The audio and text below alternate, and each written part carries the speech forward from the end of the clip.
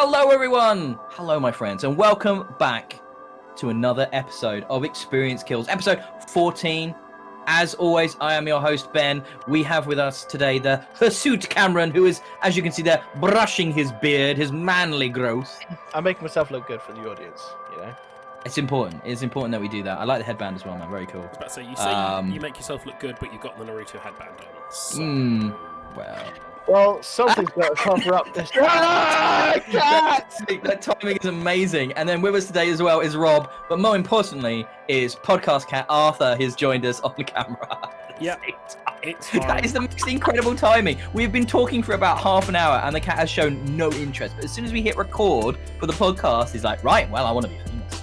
I'm going to be on the podcast. I love it. I love it. That is so perfect. That is amazing. He's just like, my audience needs me. That is incredible. That is incredible. Leonorian, right. Yes, that's what it is. It's beautiful. It's amazing. Lovely cat. Lovely cat. Right. So, address once again. Richard isn't here. We aren't doing a Game of the Year podcast. That's not what this is. Richard is still very unwell, so we just not gonna. We talked about this last week. We're not gonna go over it again. But just our wishes, our best wishes are with him. Hope he gets better soon. Hope he can come back next week. But we're gonna keep putting off the Game of the Year until Richard can be part of the show. Fingers crossed, as soon as possible. So yeah, get better, Richard. We love you, man. Right, but other than that, how's everybody's week been? This is our second weekly show of 2021, so we're getting back into the flow of things. I think we were a little bit out of practice last week, so I think this week we've warmed up. We're all feeling a bit more jovial. We had some little, we had some podcast technical stuff to sort out before recording here, which is part of the usual thing. I'm wearing a hat. I mean, it's we're all doing great here. I've got a green light on. It's just fantastic. How's everybody's week been? Yeah, it's been another week of slight lockdown in the UK. It is what it is. It's just trying to get through the working day so I can then game in the evening. That's generally the plan. I feel like I've married the chair I'm sat on right now. I feel like I barely ever leave this room. It has become a bit of a cell, which is a bit depressing. That's the thing. It's just like I will finish work at 5 and I won't even move because the wife isn't home yet usually at that point because she still has to work because she's a key worker, and I will just turn off the work browsers and put on the Xbox and I just won't move. And it's just like, that sounds great, but it's terrible. It's really awful. Because your room's all kind of green lit there, you are having like a little Matrix feel about it, the green light and everything. Are you sure you're not just trapped in a computerverse? It feels like I'm in a simulation, mate. Yeah, 100%. If I am, however, if somebody's playing me like a video game, it's not an exciting one. Yeah. Do you want more car chases? Someone's doing more side quests, than the regular full game. Just leveling up the typing skill to 100. It's like when you do fishing in RuneScape, just repetitive, boring action. It's like the Skyrim skill sequencing. The more you do, the better you get. That's it. But I played some games. What I've been doing a lot of is on this screen playing a game, on that screen got something on Netflix. So I watched loads of shit on Netflix in the last few weeks, which is kind of nice. A lot of like rewatching of old, often like comedy action movies, like sort of Blue Streak was on my screen, for example, the other day, which is I hadn't seen in many years when Martin Lawrence was a thing. So he was popular. Not massively old and fat like he is in the new Bad Boys movie. But everybody. To be fair, we're all getting old and fat. That's life. So I'm not judging him for that. But it does stand out like that man had not acted it in a while. Have you seen Bad Boys for Life? No. It's quite shocking how different Martin Lawrence looks compared to Will Smith, who just looks like a slightly grayer version of himself, whereas Martin Lawrence looks like an entirely different person. I'm going to get crucified in a minute, but I don't think I've actually watched any of the Bad Boys movies. Oh my god. Oh my god. Oh, it hurts. They're not good, but they're also really good. Like, they're very Michael Bay. So there's a lot of like shot at sunset from the ankle up of people in slow motion. There's a lot of that. Little rotoscope in there, swoop low. Lots of swoop low, lots of like famous bits of like moody looking Will Smith as the camera pans around and the explosion goes off. Staring into the middle distance. Yeah, that's it. You know it. So they're very much of that time. But yeah, Bad Boys for Life, it's a pretty, they actually do a kind of good job with that sequel, like making it relevant and making it make sense as to why that film exists. I actually think it's pretty good. I saw it in the cinema, actually. Bizarrely. Well, I mean, it's a when that was still a thing. A sequel 20 years later. I mean, how does that hold up against like Bill and Ted 3? Haven't seen Bill and Ted 3. Want to see Bill and Ted 3. Want to see it. Is it good? Well, as a Bill and Ted fan, I enjoyed it. However, it's one of those. It's just one of those kind of films where you go, didn't really need to make a sequel, but I still enjoyed it. But it was definitely better in its prime. You know? Sure. Yeah. No, I understand. I mean, the second Bill and Ted is that Bogus Journey? Yes. Yeah, Bogus Journey is my favorite one with death and it's a going most to hell. Adventure. Oh, it's just amazing. Really, really good films. Another films Rob's never seen. Widow. Yeah, you are quite right. I just want to see movies. Black Widow now. That's what I want. Well, I mean, Bond's been delayed to October. We can expect delays for more of the Disney slate. Have you guys been watching WandaVision? I haven't started it yet. No. I have. Yeah, no spoilers. I try to avoid everything I can. It's weird. It's good. I'm up to date. It is good. You just have to be prepared to be like, oh, this is massively a pastiche of a sitcom. This is not your conventional Marvel product. This is very different. And just go in expecting, but there is like an overarching thing that's happening, but it's kind of coming slowly. I would possibly suggest, if you guys haven't started already, just wait until it's all done, because I am finding the weekly format, considering they're only half-hour long, quite frustrating, especially at the speed that the stuff is actually being drip-fed to you. Yeah. Like a sitcom, wow. Yeah. Oh, well, that's fair enough. I would have expected like a 40, 50-minute show, like Agents of S.H.I.E.L.D. or something. No, how on earth is their budget like 220 million? You watch it, you'll see. There's a lot of money going into the sets, the costumes, the effects. Okay. Like there is that cat is just amazing. But just wrecking my video life today. I think should we get into the news? Yes. Are you ready for the news, Rob? Are you ready for the podcast? Arthur, are you ready for the news? More importantly, ready for news? Arthur's ready. He's prepped. He's the real star. He is the real star. What television? What's a cat's favorite television program? I don't know. Go on. This will be a terrible pun, Rob. The Muse. The Muse. Muse. Oh, like news, but with an M. That wasn't your best. All right, come back stronger. All right. Okay. You could always say his favorite genre of movies, Rob. Oh. Catastrophe movies. I like that one. I like that one a lot. I'm going to use that on people later. I think half not going to like it. I think half of Ben's brain just sort of melted. He just went. Speaking of brain melting things, should we talk about our first news topic? Is this brain melting? The Mortal Kombat movie? I don't know. That's probably a finisher in there somewhere in Mortal Kombat. Finish him. Yeah, I some screenshots from the new Mortal Kombat movie. There's some good people in this film. Don't ask me who they are. I can't remember, but I did go through it and have a little look and thought, you know what? Good people. Can't name them. Can't name them. There's that guy from The Raid. I recognised him, and I really like those movies. Yeah, it's looks good. It looks high budget. It looks like they're doing it serious. Yeah, there's not a lot to add to that. What did you guys think? Not sure why I put this news story in now. When I think about it, it's a fucking pictures story. Like, how am I going to talk about that? Good job. Show them. Good job. Can't show the images. I mean, you could, through the power of editing. They could. All right. I hate you for doing that, but I will.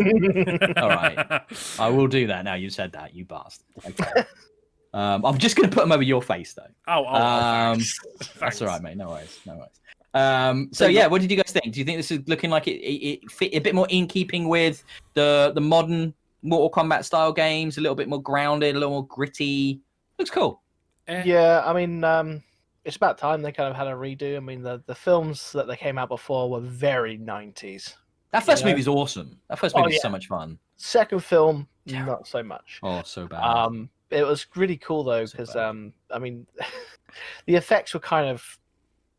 Again, it was just 90s, you know, for its time. There's a lot of slow-mo in there that didn't really need to be in there, you know. Slow-mo was always needed. The film was like 30 minutes long, but because it was so much slowed down, runtime of 110 minutes. Yay! I'm eating breakfast.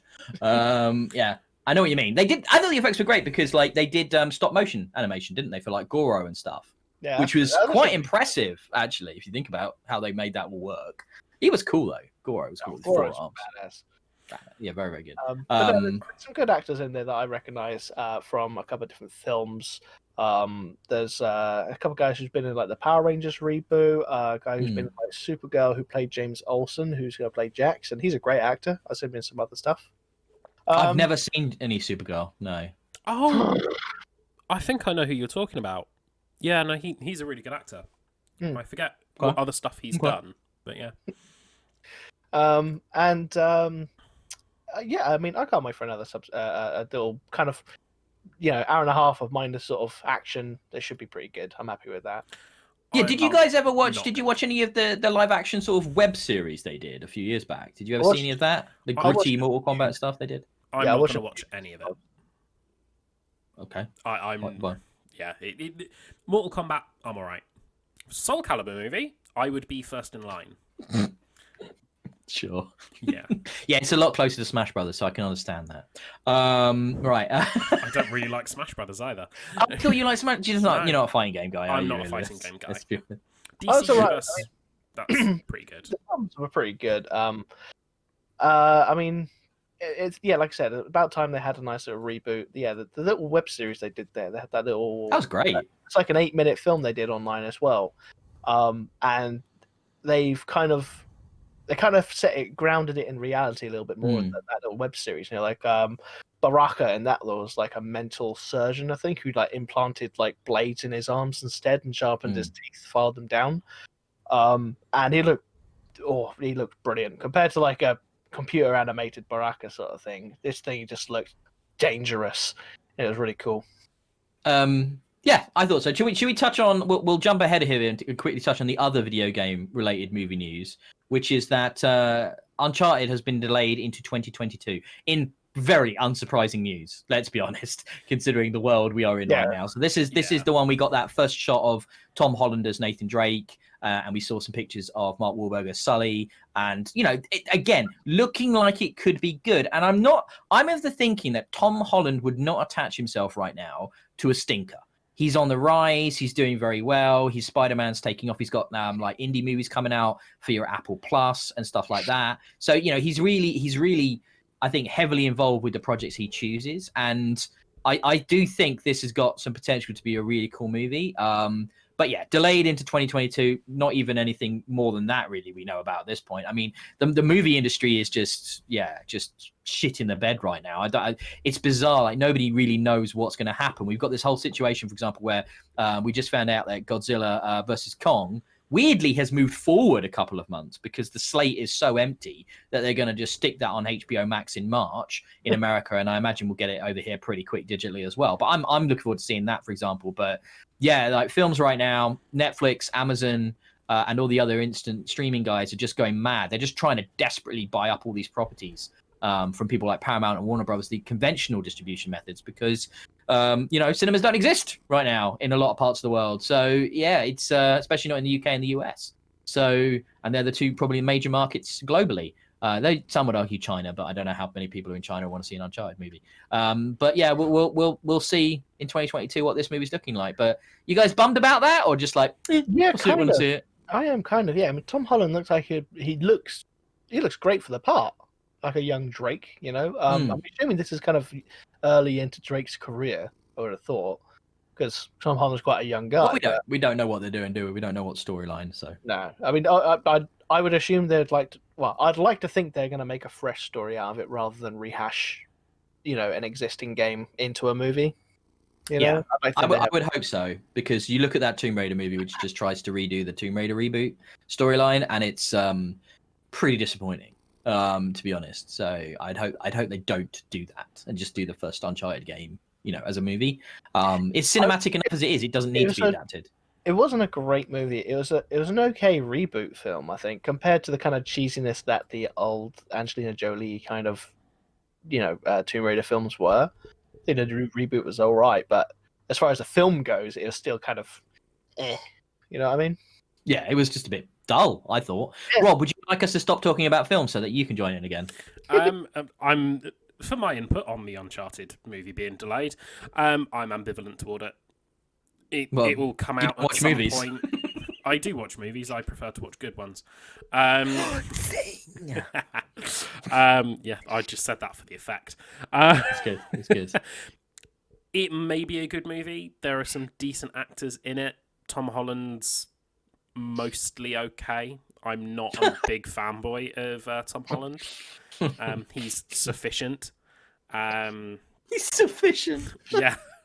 He can breathe and speak. He can act.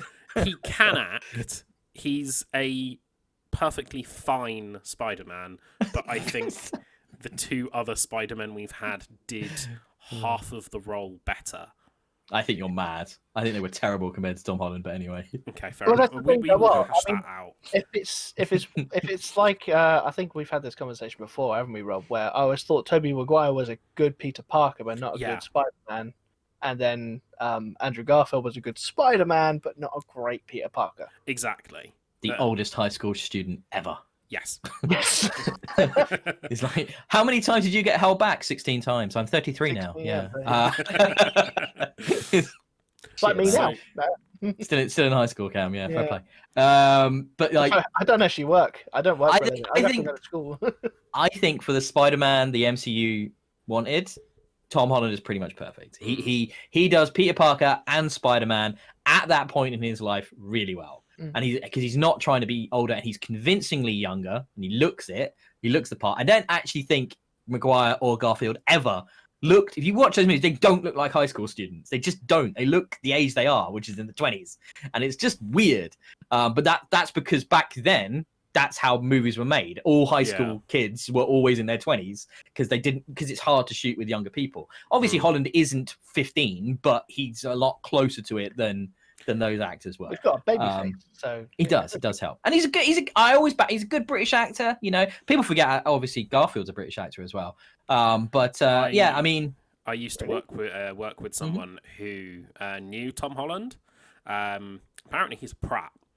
Well, of course. So isn't what everybody says about people that have become famous, though, isn't it? I remember a lot of stories around the time Draco Malfoy. You remember that? Because he's a British actor. Like, he's such an asshole. He's such a dickhead. And it's like, yeah, because you're just jelly. You're jelly that he's in these movies and you're not. Just chill out. Yeah. We all, like, everybody's brats. Everybody's not. Yeah, whatever. Let's move on. We digress massively there. Do you guys? If I say to you, Josef Fares, do you know who I'm talking about? Josef Fares. Isn't he the developer from A Way Out? He is, and is that because you're looking at those show notes? I Rob? don't know what you're talking about. So this is the guy.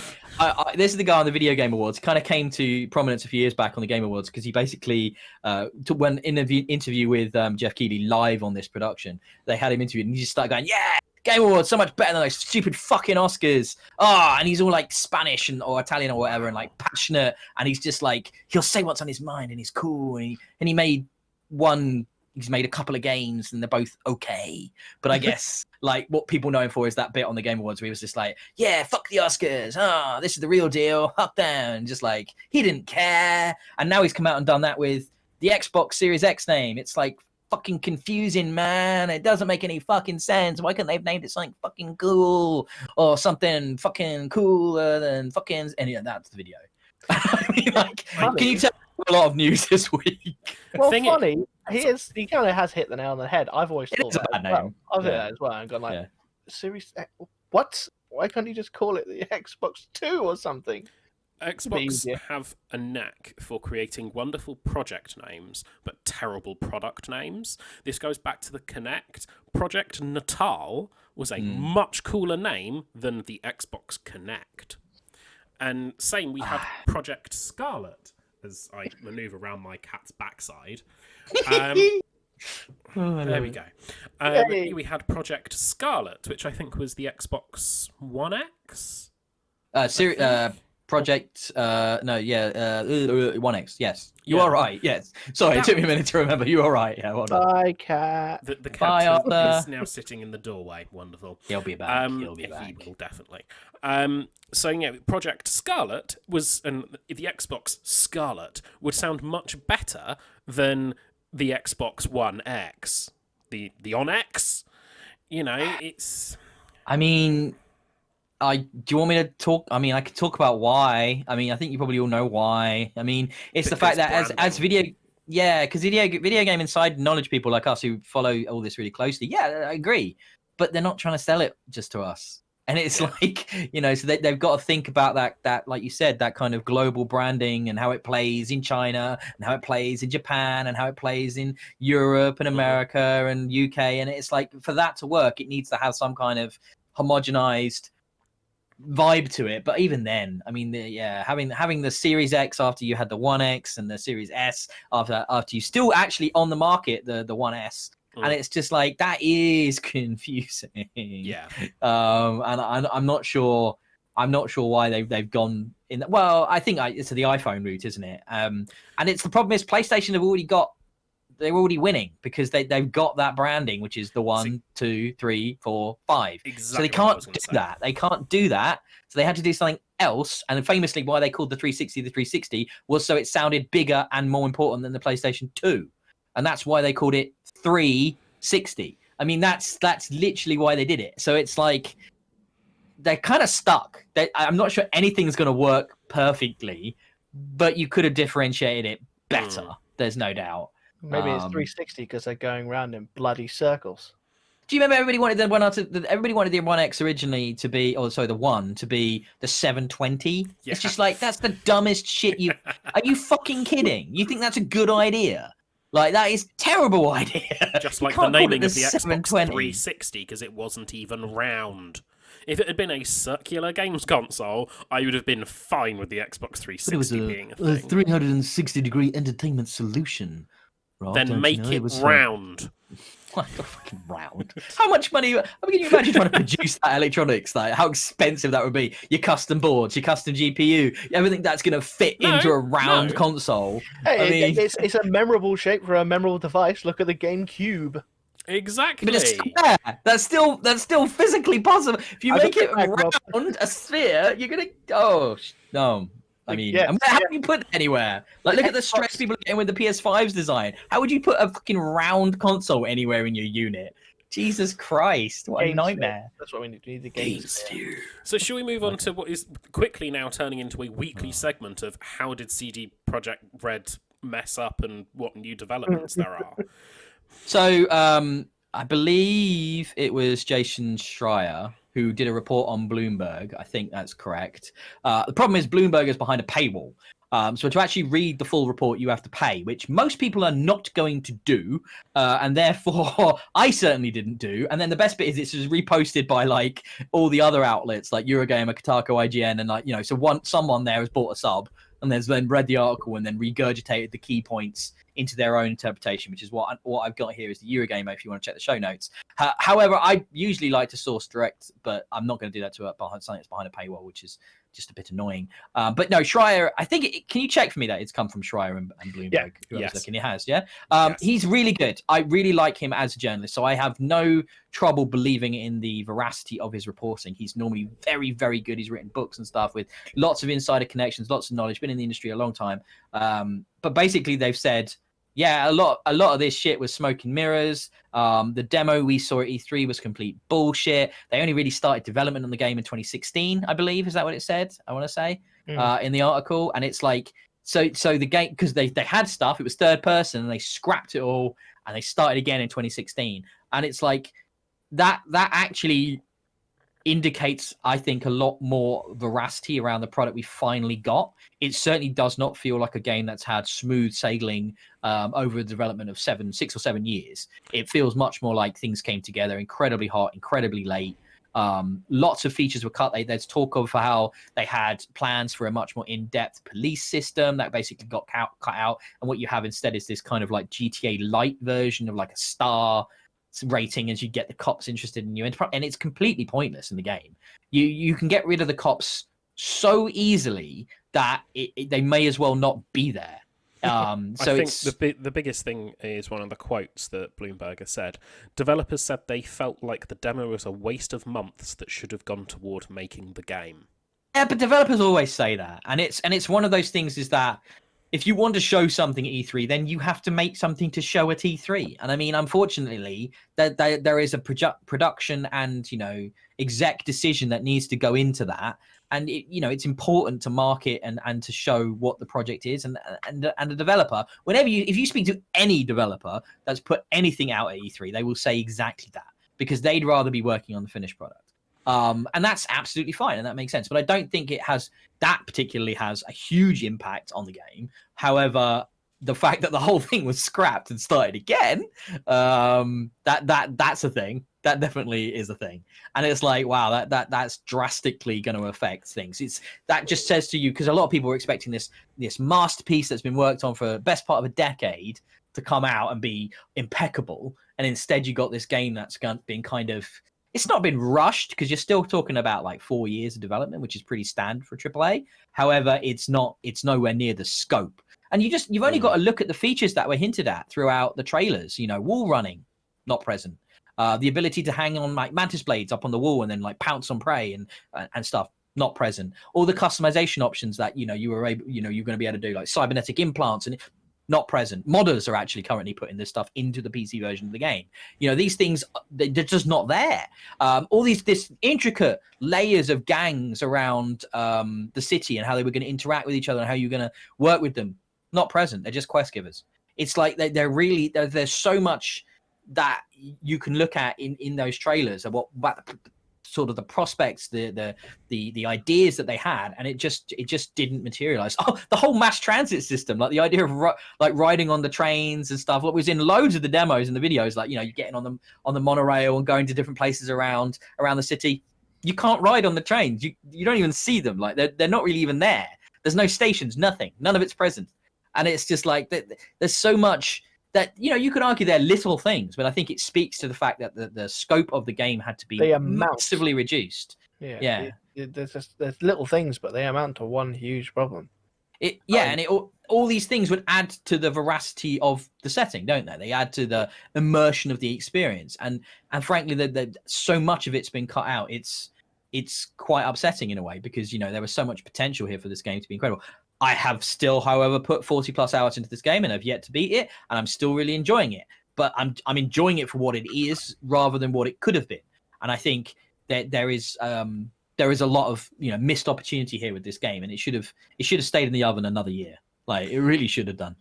It reminds me. You say that modders are like playing with the game on PC. It kind of reminds me of the Knights of the Old Republic 2 that like was basically released unfinished, and like there was a big community mod would basically put an end game in there for you.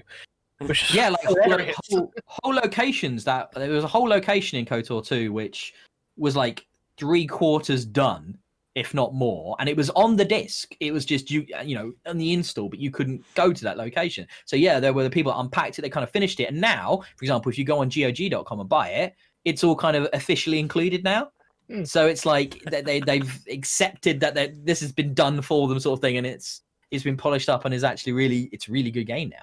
But I think on your customers to finish your game for you. It's a bit mad, isn't it? Exactly what I don't expect. A bit mad.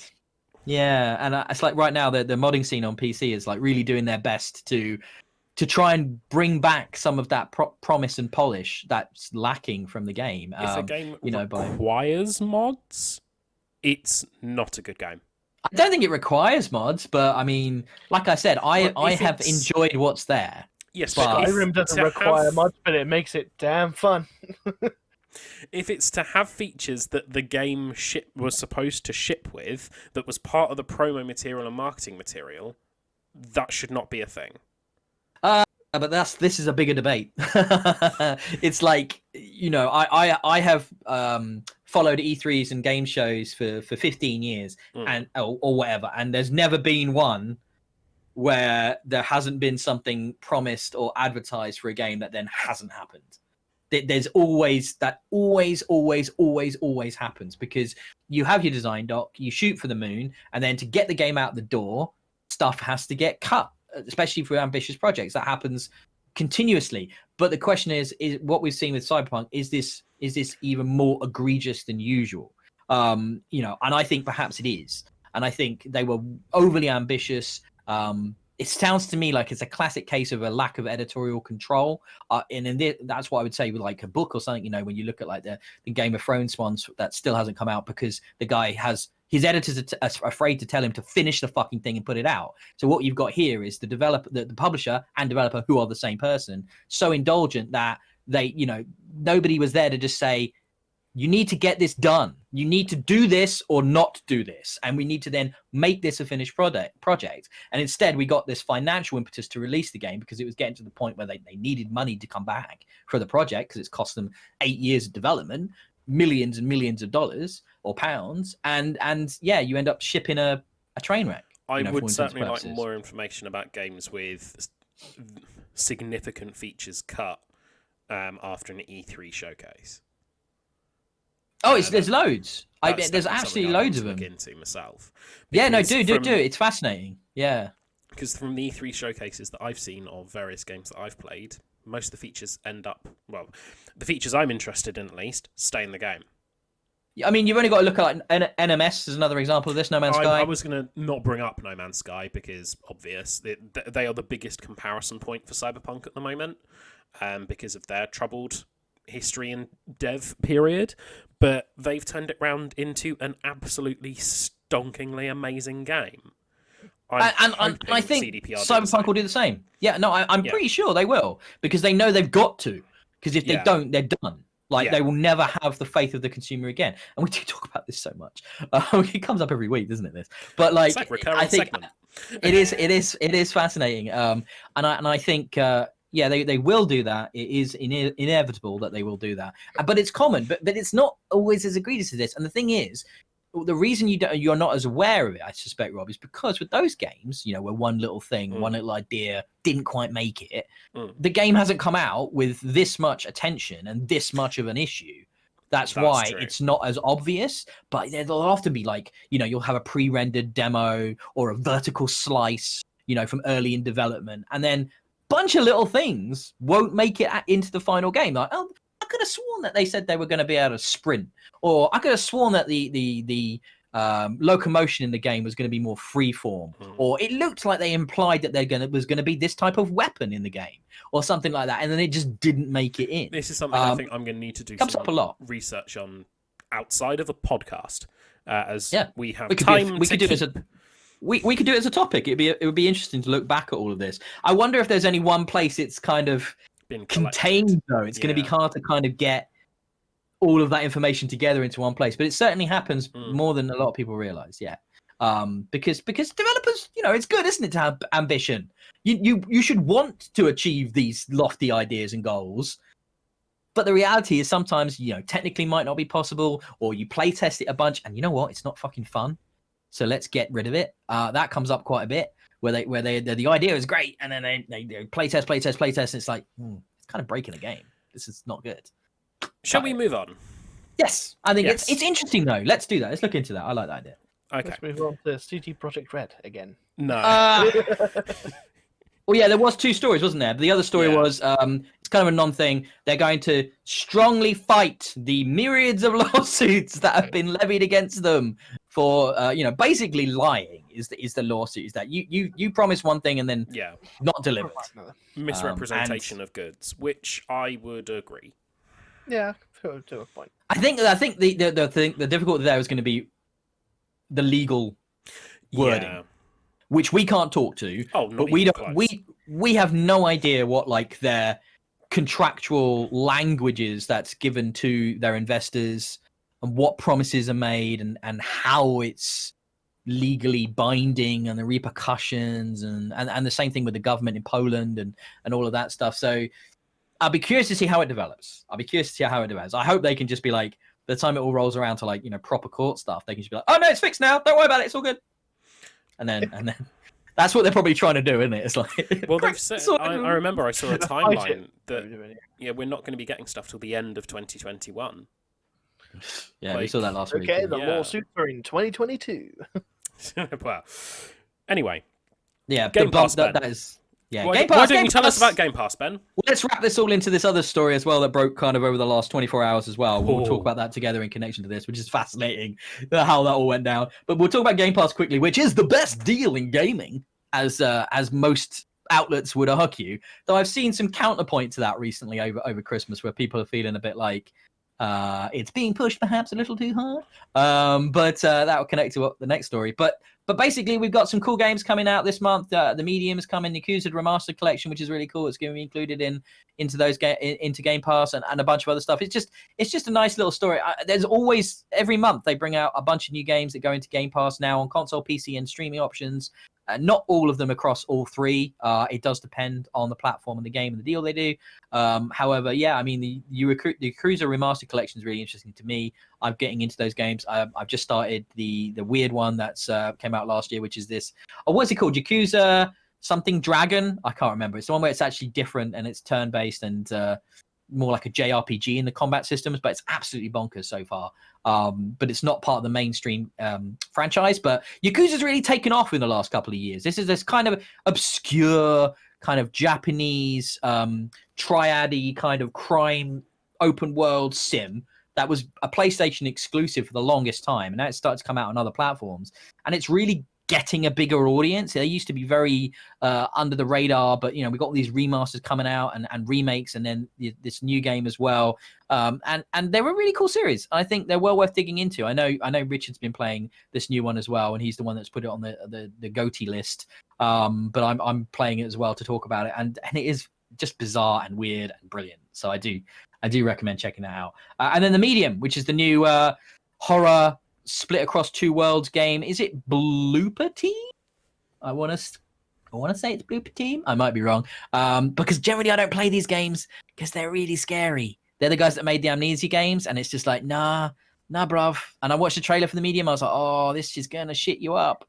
Like, you've got the Blooper two Team. They're the ones who actually made the Blair Witch and that one I played. Oh, so it's not them. I can't remember this is the Amnesia guys.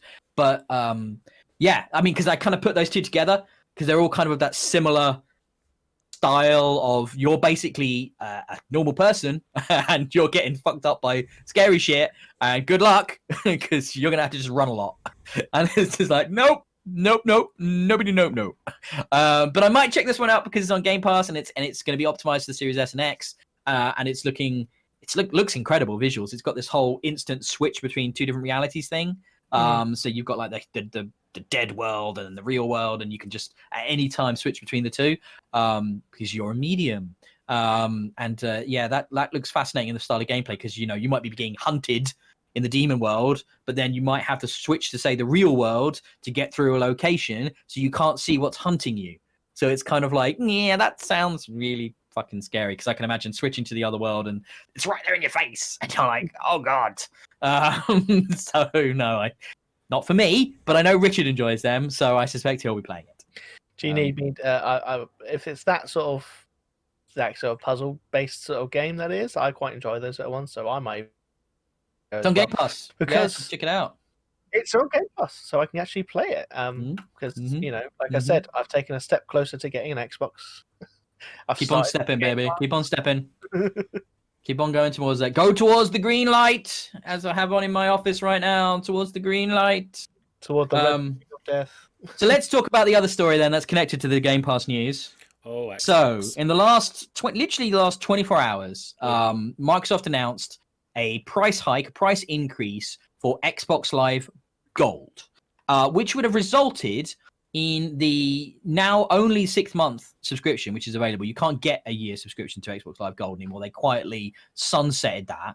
But it would have resulted in it basically meaning that if you wanted the equivalent of a 12-month sub, as you would have had about a year ago, Gold had doubled in price, like doubled in price. 6 months was over $40, which was it would have about been twice the amount it would have been a year ago to play on Xbox Live Gold. And people were not impressed with this. And I don't think I realized how not impressed they weren't. People were doing backflips of annoyance. And like there was loads of all social media exploding about this, and people really, really angry, talking about how it's bullshit. Like this is the only service, for example, that the free-to-play games, such as Fortnite, can't be played unless you have a sub. As well as being brought up, and then the offerings on Xbox Live Gold being, woefully inadequate recently as well, the games you get. And fucking Microsoft listened, I suppose, or freaked out, one or the other. And handbrake was slammed on, U-turn was done. Price hike not happening. Like straight up, they just said, "All right, we won't do it. Sorry about that." Like I guess we got that one wrong. At what point do they think that it would be accepted so easily? You know, I think Because they're it looking was at they're looking at Game Pass numbers, aren't they? It was a small price hike, but cumulatively, it ended up costing a lot of money. 'Cause I think like the 1 month cost was only like Only extra $1 more. quid. Yeah, So- quid or $1 more. Yeah, like it wasn't much, but it's when it was added onto like the big periods of time, that's when the cost started ballooning. I think they are petrified of PR disasters after the launch of the Xbox One. Well, and I think that's why they react so fast. They've earned so much goodwill with Game Pass as Exactly. well that they just don't want to lose that. And Mhm. I think props to them for listening, but also bad idea. Like in the first place, boys. You know, you're during a financial crisis, during a time when there's mass unemployment because of COVID, during a time when everybody's at home and just want to play games to escape. You're going to make that harder on them, are you? You're going to make that more difficult? I mean, you like you said, it's really interesting. The month, only $1, only a quid. Now, I think it's interesting. That's probably what they're seeing. They realize that, you know, a lot of people now, because of Netflix and stuff, they probably do a rolling month subscription. So they were like, I don't know the metrics, but I can only assume that they saw those numbers and went, oh, right, well, we'll only put $1 on there. Therefore, most people won't mind. But the problem was it was how it was reported. Because it was reported on all the outlets as looking back at a year ago and the cumulative 2 lots of 6 months and how that equated to almost double the amount it was just 1 year ago for 12 months of Xbox Live Gold. And obviously that ignores the offering of Game Pass and Game Pass Ultimate specifically and the value of that and what that gives you and obviously how huge that's become for them. And obviously they want more people to adopt that. So that, you know, there's a few factors at play here. But they didn't just say, all right, we won't do it. They actually said, okay, we're going to stop. We basically, in the next few months, we are going to stop putting free-to-play games behind this paywall. So they've not just said no to this price. They've said, yeah, you're right. We're going to stop doing that. Going back a couple Which of is points huge. there, I think Microsoft have... the point went. That's frustrating. I hate when that happens. It'll come back. Don't worry. Yeah. but Thanks, Ben. It's all right. It'll come Xbox Live back. has always been like a monthly subscription, but like PlayStation have always come out with their yearly subscription for a lot less. You know, I don't think that's true. I mean, Xbox Live Gold hasn't always been. You could buy it in 12-month chunks if you wanted to, and you could usually get good deals on that. However, they recently dissolved the 12-month subscription option on the console itself. That there are still subs available, you know, from third-party resellers. Though I imagine they're running low because they're not producing them anymore. However, you've always been able to do that, but they're moving towards Game Pass Ultimate. They want you to get Game Pass Ultimate. It is a better deal, but it doesn't necessarily make sense if you only play FIFA. Or if you only play COD. And if that's the only game you want to play online with your friends in a year, then why do you want Game Pass? You don't fucking want it. Some people are just diametrically opposed to subscription services where you don't own the product. There are definitely consumers, that a fairly large percentage of them, judging by comments that I read and stuff in communities, that don't want to do that. They want to own the game. They might wait for a sale, but they don't want to feel like they can lose access to the game, you know, when Xbox decides you lose access, which they do on a monthly basis. They will remove games from Game Pass. I'm always keeping an eye on that because a couple of times I've been in the middle of a game and it's like, right, well, I need to get what I want out of that because it's going. Or you usually, when they do that, they give you a 20% discount and you can buy the game at a discounted price. So some people are just against that. So I can see where they're coming from. I love Game Pass Ultimate. Richard does, you guys do. We're all into that. But I get, you know, you shouldn't be reducing consumer choice. You should give people more, not less. Especially at the moment. Saying I love Game Pass Ultimate is a little strong. You're gonna marry it, are you? No, it performs a good service, but I am more of the camp of people who want to own the games. Sure. But I'm not an idiot, and I'm going to take advantage of the fact that it's a ridiculously good value offering. It's the best value in gaming. I've got like a foot in either camp. Like there are some games that I don't mind buying. You know, some games that I know that I'm going to really love and enjoy. Like I will buy God of War Ragnarok when that comes out. I'm going to enjoy the story. I've always loved the God of War series, but you know, I don't mind playing, you know, 3 or 4 games that come out on Game Pass, which I'm not gonna, just for friendly games with my friends and stuff like that. Like I'm playing World War Z, for example, with a friend of mine online because it's on Game Pass, just for a bit of fun. But I don't want to go and buy a World War Z. It's not my general cup of tea that I go, oh, I need that zombie game. It's a really good game, actually. It's brilliant, yeah. Oh, mate, it's incredible. I'm loving it. But that's my standing. I've got one foot in either camp. I don't mind not owning games, just so I can play them and finish them and go, that was a great story. But it's the sort of games that I'm not going to go, I want to play that in a year. Oh crap, I have to buy it now. It's fascinating because there's even more complexity to this. Because the another layer of complexity with Game Pass Ultimate is that in addition to this value offering and get the gold and all the third-party stuff, every single first-party Microsoft game comes out day one on Game Pass. So much of their revenue stream is now completely and utterly tied into Game Pass. As the platform holder, as the primary publisher, and as a developer. And it's kind of like, you can totally understand why they want more subs. But I'm not sure putting the price up on the other thing is the way to get that. No. I'm pretty sure it's not, actually. I mean, you're just going to piss people off. And I've always thought it was crazy that we still have free-to-play games behind a paywall. I mean, that's crazy, isn't it? That you have to have that sub to play Fortnite, to play Valorant, to play any of those games on the Xbox platform. No other platforms do that. So that's an outdated view that you need to pay for that sort of access. I would much prefer if they went back to the old PlayStation model and the old Nintendo model of, yeah, it's fine. Go for it. So this is what I want. Online play, completely. Party chat, completely. Doesn't matter. All multiplayer stuff, go for it. But the second you want to play a game that we are letting you stream, no. That's when you have to pay us. That's what I think they should distill it back to at its core for everything. I agree, and I think the sub based around the idea of online play doesn't make sense anymore. I think Gold and PlayStation Plus need to go the way of Dodo. Yeah, I mean, it made sense at in the beginning on the first Xbox when everything was so new and server costs were expensive, and before Azure existed, before AWS existed, before all the Google infrastructure existed, all of those things. It made sense because it was a new thing that needed the influx of cash to actually help build out the infrastructure.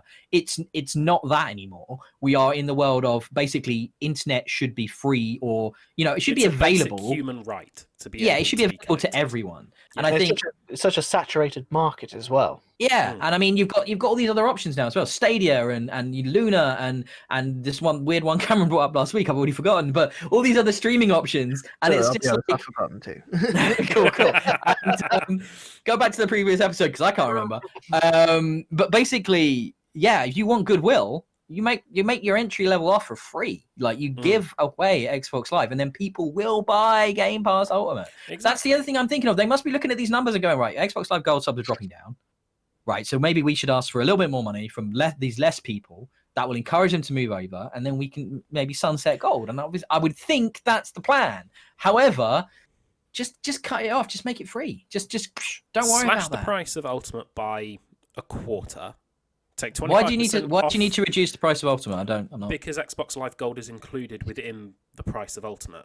You can't keep Game Pass Ultimate at the same price. See, I think you can. And then decommission memberships for Xbox Live Gold, because then you're paying in part then for a service that you are no longer actually using. What you do is you don't charge less, you offer more.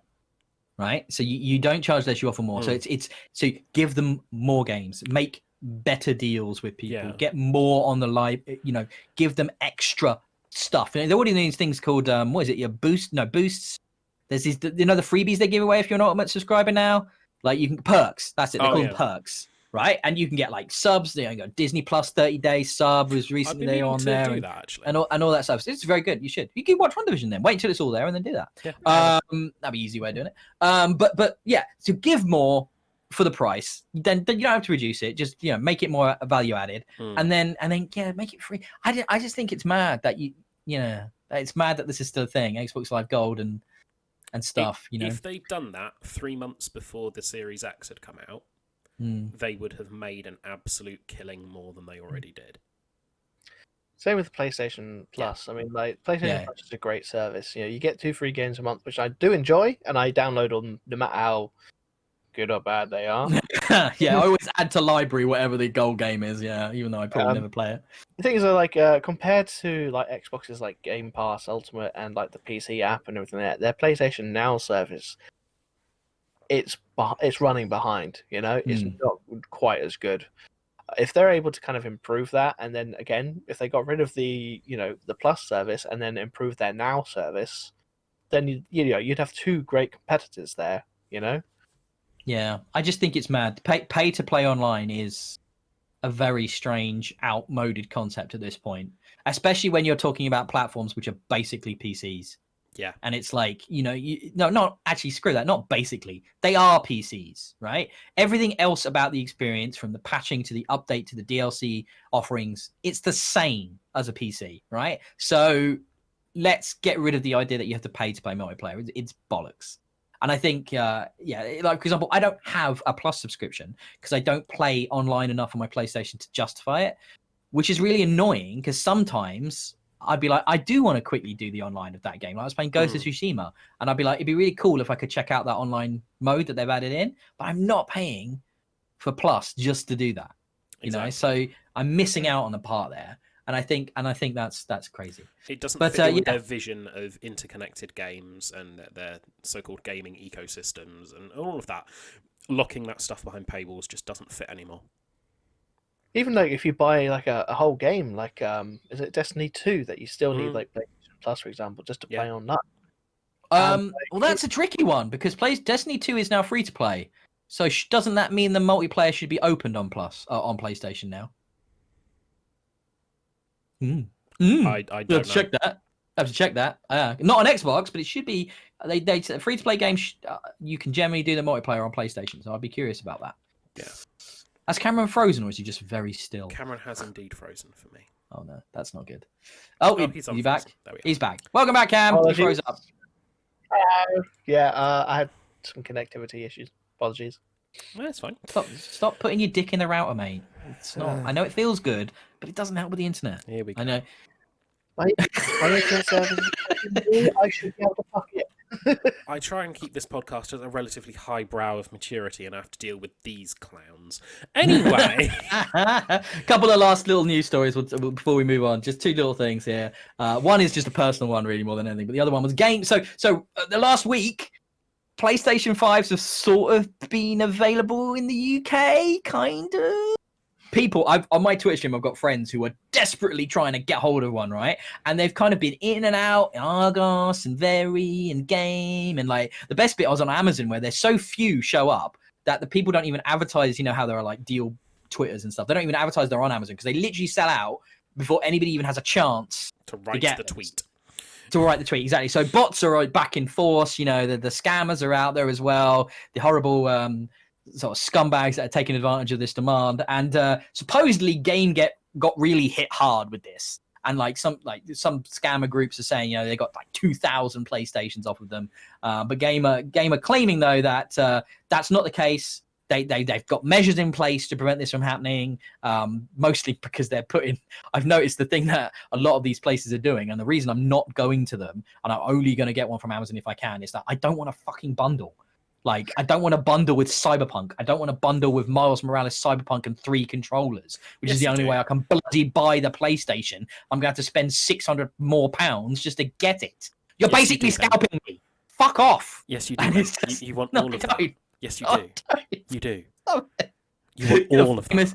I really want Cyberpunk again on famously the worst platform to play it on, which is PlayStation. Yeah, so I really do need that in my life. Yeah, it's just a joke. you own a Cyberpunk console which you can't play Cyberpunk on because it runs even worse. I can play it. I just choose not to. I wonder why. That's my console in my bedroom now, actually. It's a great console. I love that Cyberpunk console. I was just looking at the controller last night. It's my favorite limited edition controller. The Cyberpunk controller is fucking sexy. My favorite really, was really Project Scorpio. Oh, with the Xbox. Looping back to something ages ago, Project Scarlet was the Series X because the One X was Project Scorpio. Oh, yes. How could I forget that? Well, Again, this is why Doesn't this mean that these code names aren't that great because you've forgotten and mixed up two of them? Anyway, so did you, Mister. I've been following games for 15 years. You also got it mixed up. Anyway, because it's not a good name. Yeah. Right. So yeah, the story is just the ongoing story of PlayStations in the UK. Okay. You still can't get them. It's still a nightmare. Sort it out, Sony. Like, Jesus Christ. Don't just put, like, here's 3. To a shop. Let's maybe have a few thousand show up at least. Like, I don't know. And then the other story is that I love Peter Moore, and I've missed him in the gaming world. He left EA. He used to be at Xbox. He left to go to, I think it was Liverpool Football Club, to manage, like, not the team, but like the corporation he ran. And then they won the cup. And now he's like, well, I've done that. So he's coming back to gaming. He's coming back. He's going to Unity randomly, the engine guys, and he's going to be working with them, and he's going to be running stuff there, I guess. But like, this guy is a success machine. He basically, led the 360 generation of Microsoft, hugely successful there. There was hugely successful at EA as well, when they were at their peak. And then went off and made Liverpool a huge success. And he's brilliant as well. He used to be my favorite thing at EA or Microsoft, like E3 conference. He'd come out. He's a Brit, and he's just like he's very sort of down to earth, straightforward guy. You trust him. He knows. You get the impression he knows what he's doing. And I think that as a leader in corporate land is very important. And I can't wait to see what he does. Hopefully, we'll get to see him again in video game land as well. What he's going to do with Unity, I don't know, but like. As far as I know, with Unity, it's just one of those things people use because it's one of the best things they can. Yeah. So it's just like, go for it. But that's just a little personal thing. This guy, like, just exploded like the FIFA franchise of games, and then decided to do it in real life.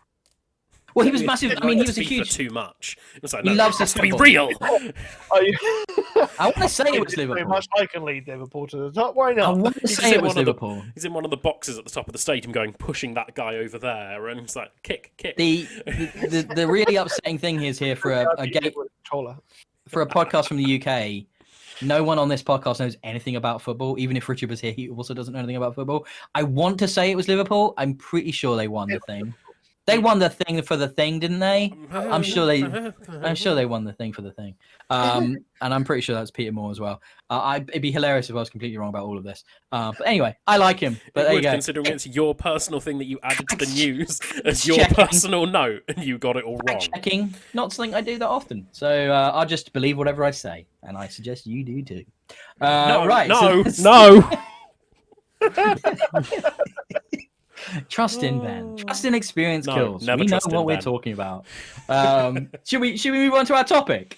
I'm looking forward to this topic. It's a really silly topic, right? So we may be treading water a little because we're waiting for Game of the Year, right? So we want to do that. That's something we want to get out of the way before we do more serious topics. So we may tread water a little bit, but I've had some feedback. I've had some people say to me over the last sort of few months and stuff, hey man, what's your favorite X? What got you into gaming and all this sort of stuff? I'm like, okay, maybe it's not something we've talked about a lot on the podcast. It's certainly not something that comes up in the reviews. So maybe let's do it. And basically, my idea is this is like a video game first date. So like first date questions around gaming that I'm going to post to all three of us. And I'm going to put you on the spot. If you haven't done any prep on this, then that's on your fault because they've been in the show notes. But basically, I'm going to put you on the spot and I'm going to get definitives to all of these questions. I want definitive responses. You've said definitives, and that just makes me think of how can I get out of the definitives. No, I want definitive. Just don't be awkward, Rob. And then based on your responses, I'm going to tell you if you get a second date or not. So it's going to be. So this should be a bit of fun. This can be kind of quick, I guess. We'll see how it goes, and have a bit of a round table on it. Quick, yes.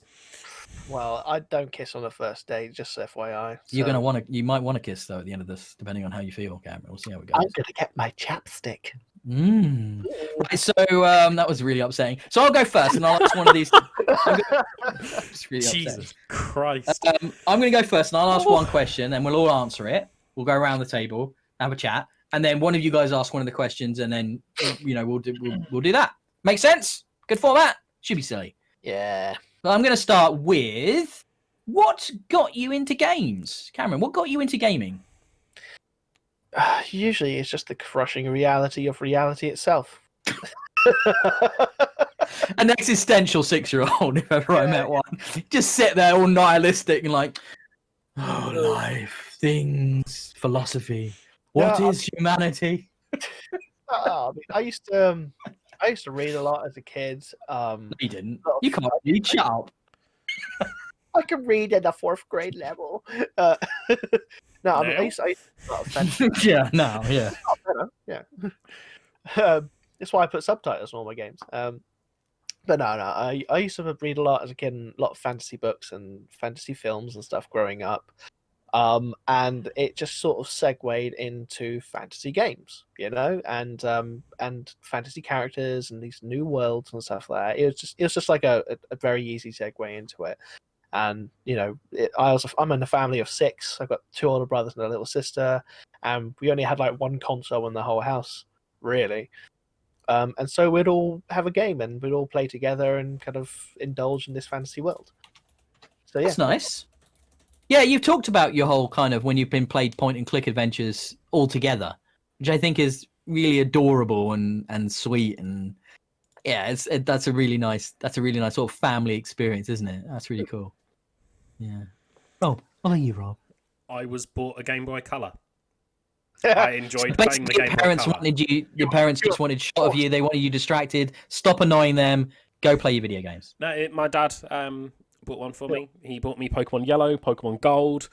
Spoiler alert for one of the other questions that may or may not be coming later. Pokemon Gold, Harry Potter and the Philosopher's Stone, and some side-scrolling Merlin game. And I enjoyed playing games, so it continued. There we go. That's nice. As definitive an answer as you're going to get. No philosophical 6-year-olds or anything here. So it wasn't my first gaming experience that got me into games. It wasn't like that, because I remember gaming on what I would describe as a Bakelite Pong unit, which I'd inherited from I can't remember. It was like a family friend.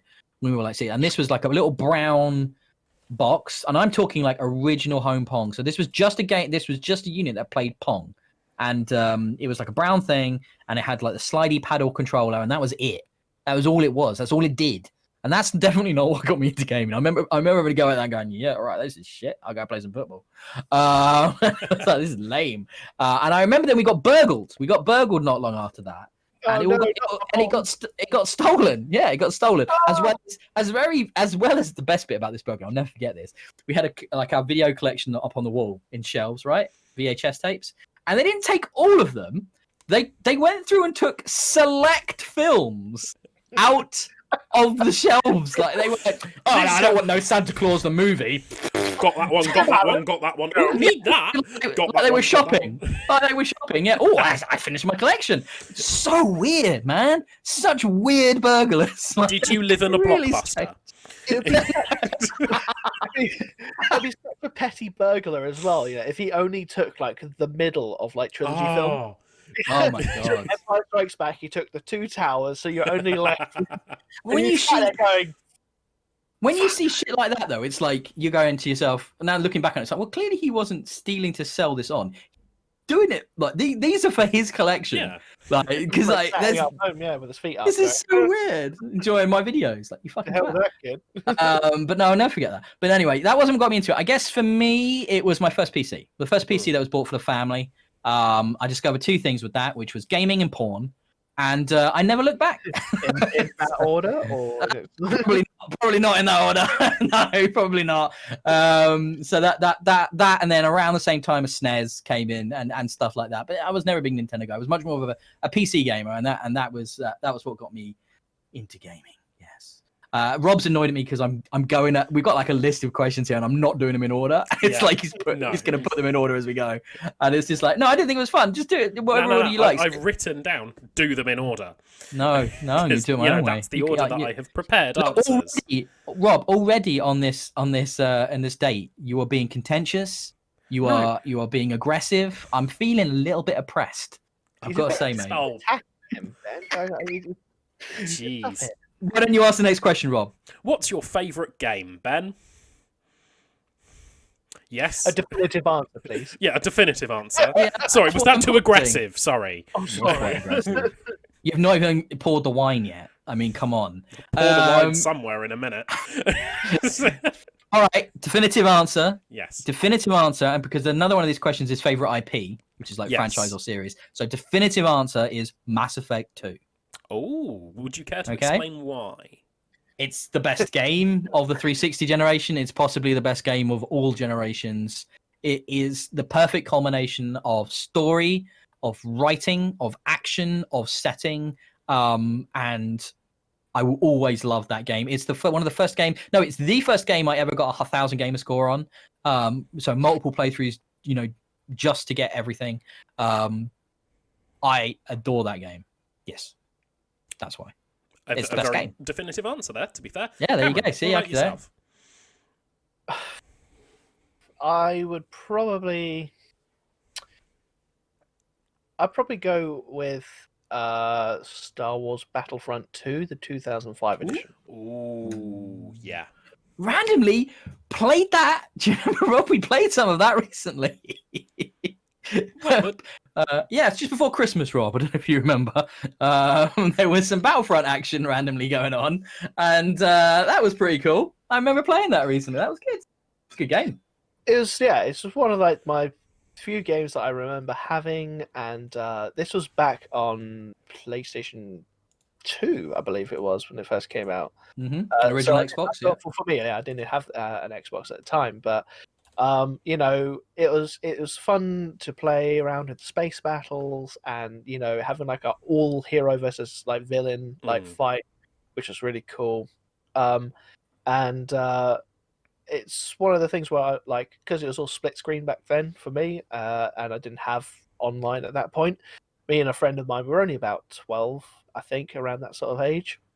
We just chill and play like the Galactic Conquest together, and just take over the galaxy as the rebels or the Imperials at the time, into the long hours of the night when I used to have sleepovers and stuff.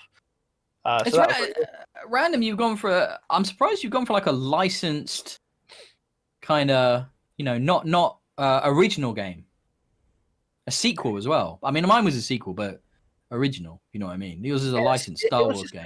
It's because it was an improvement as well compared to like the original Battlefront game when it came out. There's a lot more to do. There's a lot more heroes and stuff as well. Because like 2005, I think Revenge of the Sith had kind of just come out around that sort of time as well. So there were more worlds included. And it's just one of those games that there is just, for us, like, it was replayability. Obviously there's Battlefront 2 nowadays that's out on all the new consoles and everything, and Squadrons as well, where they pretty much just split the original Battlefront 2, it's your land stuff and here's now your Squadron stuff, but it was just us. It was Star Wars. You just chill around. It was just a lot of fun. And even though they've shut down all the servers, I think last year or the year before, I think it was. So there is like no online play anymore. You can still, I think, connect over a VPN or a Hamachi, for example. So you can still connect up with a friend and like have a go at it. So we have done occasionally and just had a game on PC. So cool. Yeah, it's just it's the sort of thing we just I one of those few games that it's my favorite because I can jump back in at any time. It all comes, all those memories and everything comes flooding back. And I won't go, oh, this has aged badly. I don't have that with any other game. But I have that with other games except Battlefront 2. Okay. So Robula. Yeah, I was not looking forward to having to give my answer for this one, because as much as Ben wants definitiveness, I have about 4. No, 1. You can only give me 1. Favorite game. Pick one. Pick one. Pick your favorite kid. Come on. Pick my favorite kid. Cameron. I chose the family dog. I'm unfortunately going to have to be a little bit awkward and tie this into one of the other questions as well.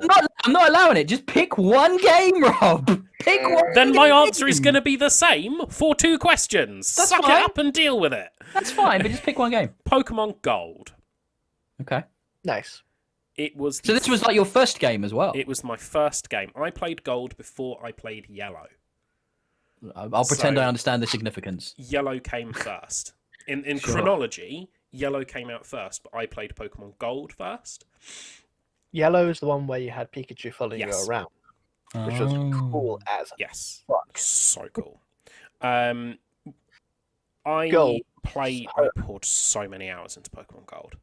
So many hours. My heart literally broke when the battery inside the cartridge died and I lost my save game.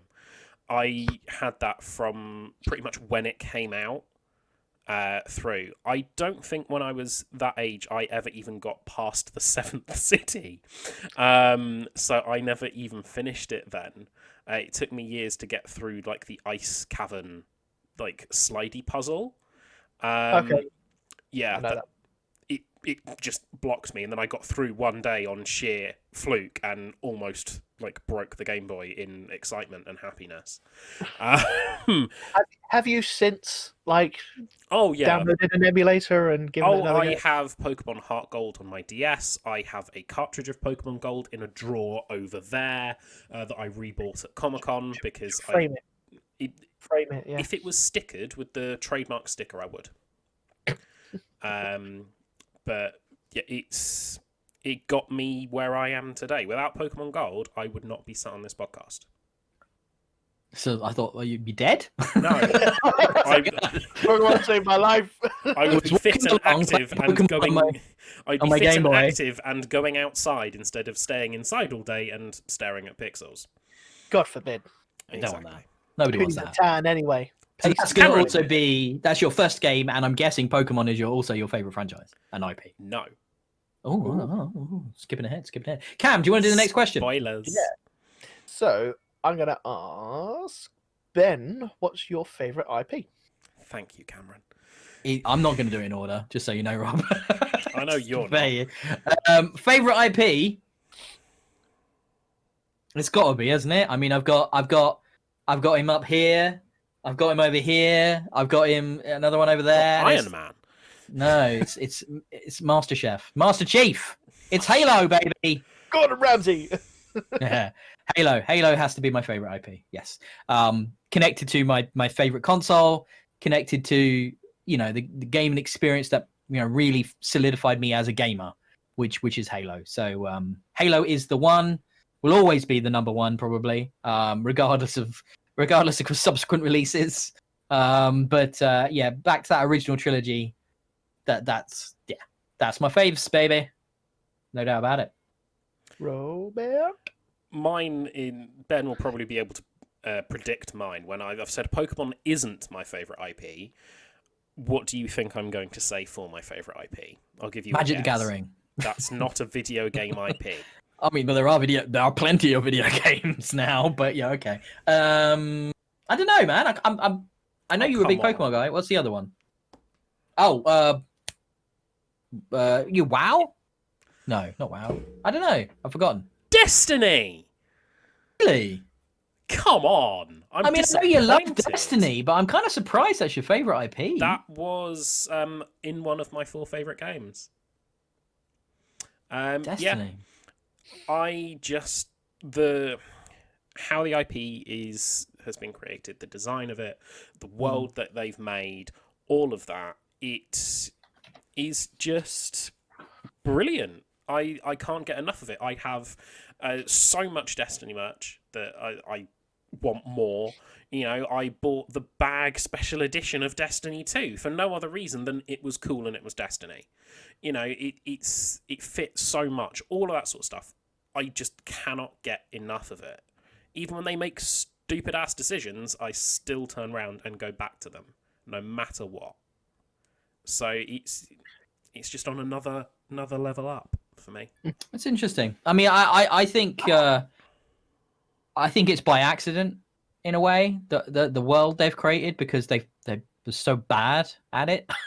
Because the way they actually have actually dished out lore has been some of the most inconsistent shit show I've ever seen in a video game. When you look at what they did with Halo and how well they told those stories, the way in which the world and the story of Destiny is conveyed because of the nature of the game, hidden in gun descriptions, hidden in obscure bits of grimoire text on cards in the first game, and then in the second game, basically just nowhere. Like it's super hard to actually get the lore out of Destiny, and I fucking love Destiny. But there's the point where right behind me here, I have the three Grimoire books, because it actually puts it in some kind of easily to consume order, and it actually makes sense reading it in a narrative structure like that. Whereas I've got the Destiny everything that's cookbook. Have you made anything from it? That's no, my not question. yet, because I'm you not should. allowed to see people. I really want you to, mate. Do that, and then bring. I will happily try some Destiny for you.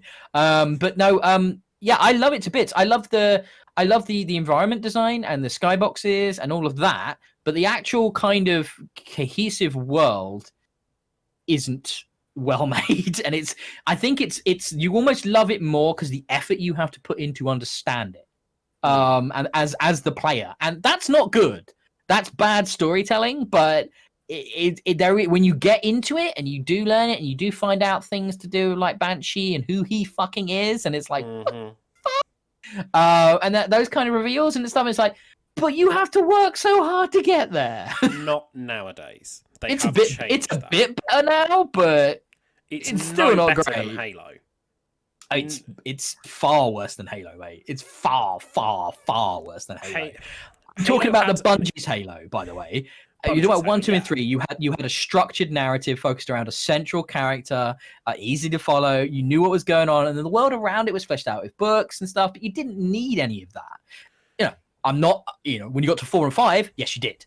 But with 1, 2, and 3, like no, that all just what made sense. I would not be able to tell you what happened in Halo 1 and Halo 2.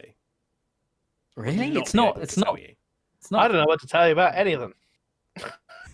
All right, gay station boy. Yeah, whatever. So yeah, that's interesting. Have you done your favorite IP, Cam?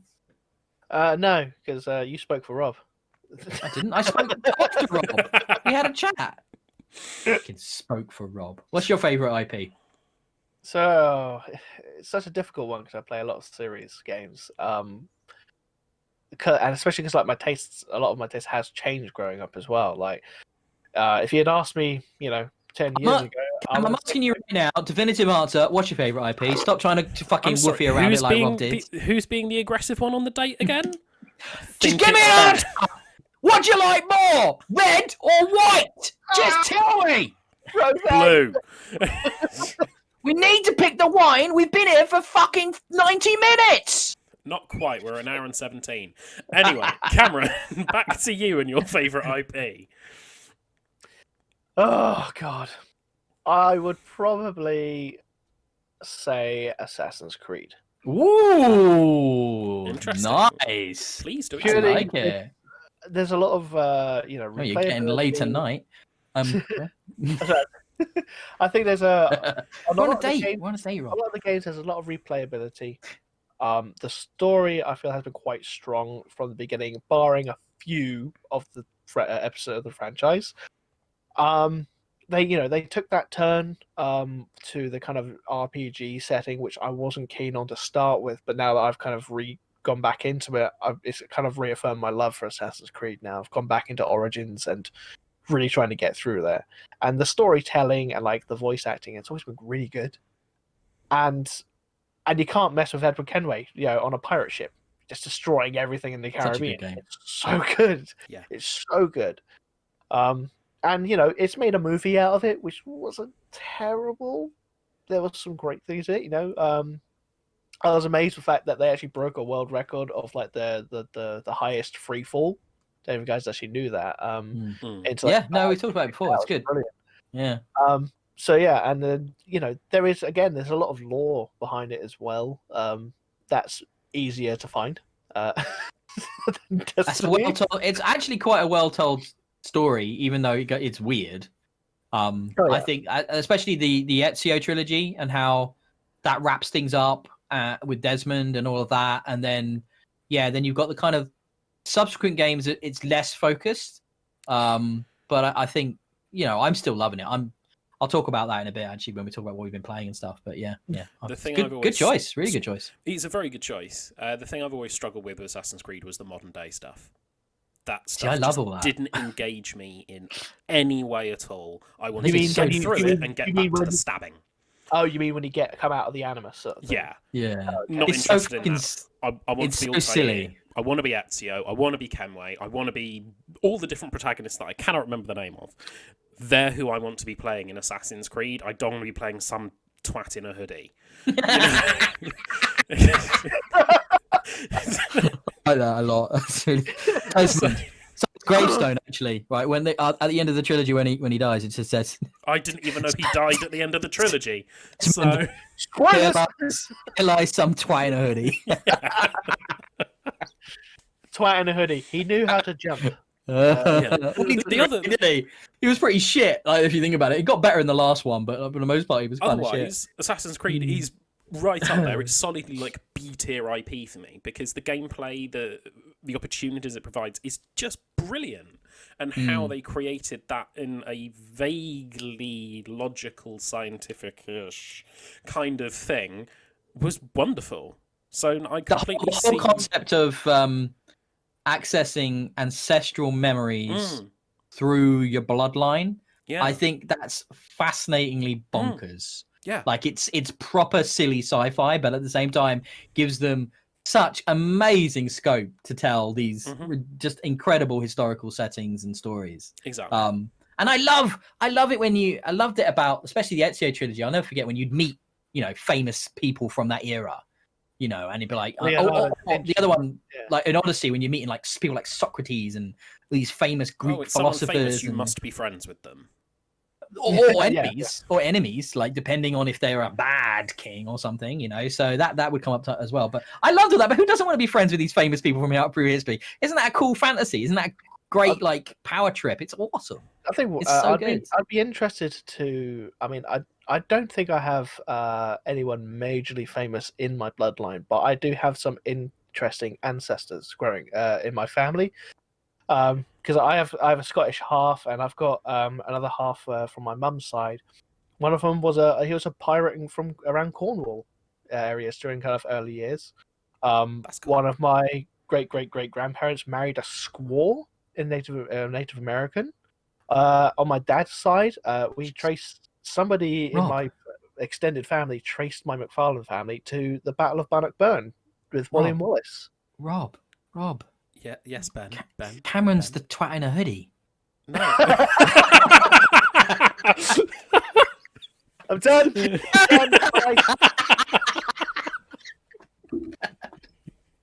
Shit, he's Desmond. But I know that about my family history, and it'd be really cool to relive that and see what it'd be I think it's fair to say, Cameron, if you're Desmond, it'll be no twist to assume I'm a Templar. Soz me. I'm gonna have to come and like kidnap you and do experiments. Just stab me in the neck. Anyway, bad luck. Should we move this date on to the next question before we threaten to kill each other more? Do you want to do one more question and I'll pick from the list? Is that because another one's already been numbered in the order and you want to pick one that's not next? I'm not. Yeah, he tried. I'm ignoring it. Should we just do one more? Because I do want to talk about a little bit about games we've been playing and stuff, and I don't want this to be as long. We could see. I told you this was fun. We could totally keep going through these. These are fun things to talk about, right? But we'll leave some for another time, maybe. So I'm going to do. I think it's a case of what. I'll roll them together. What keeps you playing today, and what is it that makes you love games to therefore keep you playing? So I'm going to direct that to Rob. Oh, bugger. What keeps me playing today? It's my hobby. It's one of my significant hobbies and interests. So that's what keeps me playing. It's how I chill out. It's what I enjoy doing in my spare time. That's what keeps me playing. What keeps me playing specific games, it's usually a drive for completing it, to see the story, to retread nostalgia, to just kill some time sometimes, to test out technical limits and how far up a technology tree can I get in something like modded Minecraft. That's what makes me love games. I'm not sure I have a proper answer, because I just do. It is one of my hobbies, same as I don't think many people can quantify why they love something like football. Why they love any of their passions. They just do. I mean, all right. I'll kind of come in with that then, I guess. And it's like, so what what keeps me playing is the reason probably is that I keep playing because of why I love games. I suppose it's because I love them and I'll never stop. And it's for me, it's I find it fascinating to see what people are going to come up with next. I love to see the evolution of technology. I love to see how it's leveraged to create these richer and richer every year, more rich interactive experiences. I'm a massive so my love of fiction comes from reading, and I think the fact that you're seeing the quality of the writing, the quality of the characterization, and the quality of the digital acting happening in these games is increasing year by year to make them ever more a legitimate art form in mainstream media. And that just, it keeps me interested. That does. And it keeps me excited to see what's coming next. And that's why I get hyped. That's what it is. It's because I know, because I've been playing for so long, and I literally started on a Pong machine, and it's like I've come from that, and I've gone through 16-bit. I kind of missed the 8-bit to a degree, but then 16-bit era, PC gaming, 32-bit era, and then all the way through to what we have today, which are these powerful PCs in boxes. And it's just watching that grow and develop, and it's a mixture of tech, it's a mixture of creativity, and those are all the things that I absolutely love, combined all into one. So it's my main passion, my main hobby. The reason we have this channel, the reason I've talked about and written about games for as long as I have, and I'm always excited about what comes next. To be honest, I'm probably more excited about the next thing than I am about the thing I have right now. So it's like I will really enjoy a game and get swept up in it and emotionally affected by it, but I'm always thinking about the next thing. I'm always more excited about what's on the horizon, which is why we have a channel, why we talk about news and stuff and ask these questions, is because I'm thrilled to see what creative amazing thing is going to come out next. Always from anywhere. You never know what's going to come next. There's always going to be surprises. Every year there are games that surprise you, and I love that. I love being surprised. Yeah. Cam? For me and my love for games, similar to Rob, how it's a hobby of mine. It kind of ties back to, again, my childhood of what gets me into the games. It's the fantasy and the escapism, from reality. I probably spent more time playing games than I did actually studying for my GCSEs growing up. No, probably here. I know I did. I didn't do terribly with my GCSEs. I studied in the subject I liked. That's the thing. I didn't really care about English. I spoke it since I was like 4 years old. So, what more do I need to learn about English? I thought you started speaking when you were 8, but we all have our time. And yeah, it's coming out from like, I've had a bad day. I've dealt with like 300 customers a day, 40% of which have yelled at me for something which was their fault. Fuck you! I'm gonna go punch criminals in the face dressed as Batman. That's the sort of that escapism that I want. And what keeps me playing is that continuous escapism. Sometimes, Dexter's in bed, Christina's having a bath. I want to be able to sit down, have my relaxing thing. A lot of people, they watch a film to chill. A lot of people, they'll paint, they'll read a book. So I think for me, that's my relaxation time, and moving forward and moving on in the art world as well, seeing how things have changed and sometimes have stayed the same and yet have improved is incredible. Because I can play a game that's as heavily detailed as like one of the Dark Souls games, full of lore and little details in the armor pieces, which are more lore that you just don't really focus on. They're playing something like Ori in the Blind Forest, which is just a beautiful art piece, and seeing it change, and the arguments that people have that it's not art, and you look at a game like that and you go, how can you not say that? How can you not say that games aren't art? The amount of work that goes into them. It's just incredible to see them improving from what we had as kids. That's why I keep playing. I think it made me think of something weirdly that not really connected to Ori, but that moment when you realize the medium has grown. And I'll never forget, I think it was 2016 when I played Gone Home for the first time. And I was like, oh, wow, this is not like any other game, really. This is a different form of storytelling that now exists in a game form because it can, because technology's there, because the writing is there, because it's not just a 2D beat 'em up anymore. It's a legitimate form of not just entertainment but storytelling and the ways of conveying these diverse stories and these diverse experiences. And I love that. I love watching the medium diversify and evolve and grow and mature. You know, I think that's what's so great. It's like we've got to that point now where there are games that cover everything. It's not just sports. It's not just racing games or shooters or platformers. You know, there's literally games that can deal. You know, look at Spiritfarer this year, which was all about loss and death and moving on and stuff like that. And that wouldn't have existed 10 years ago, but it does now. And games like Firewatch, which are incredible. Oh, I loved Firewatch. Yeah. I love that it was grounded in the end, and it wasn't something supernatural, and it was just real. And it's just like that's so more powerful for that. And the same thing happened with Gone Home. And it was just like, because you think it's going to be a horror story, and it's not. It's just an empty house with memories, and it's just brilliant. And I love that those experiences exist. Yeah, Rob, did you want to add anything else? Now you've heard me and Cam talk for a bit. Has it jogged any memories or anything? I would echo more of what Cam's saying than what you've been saying. It's a method of escapism. It's a method of.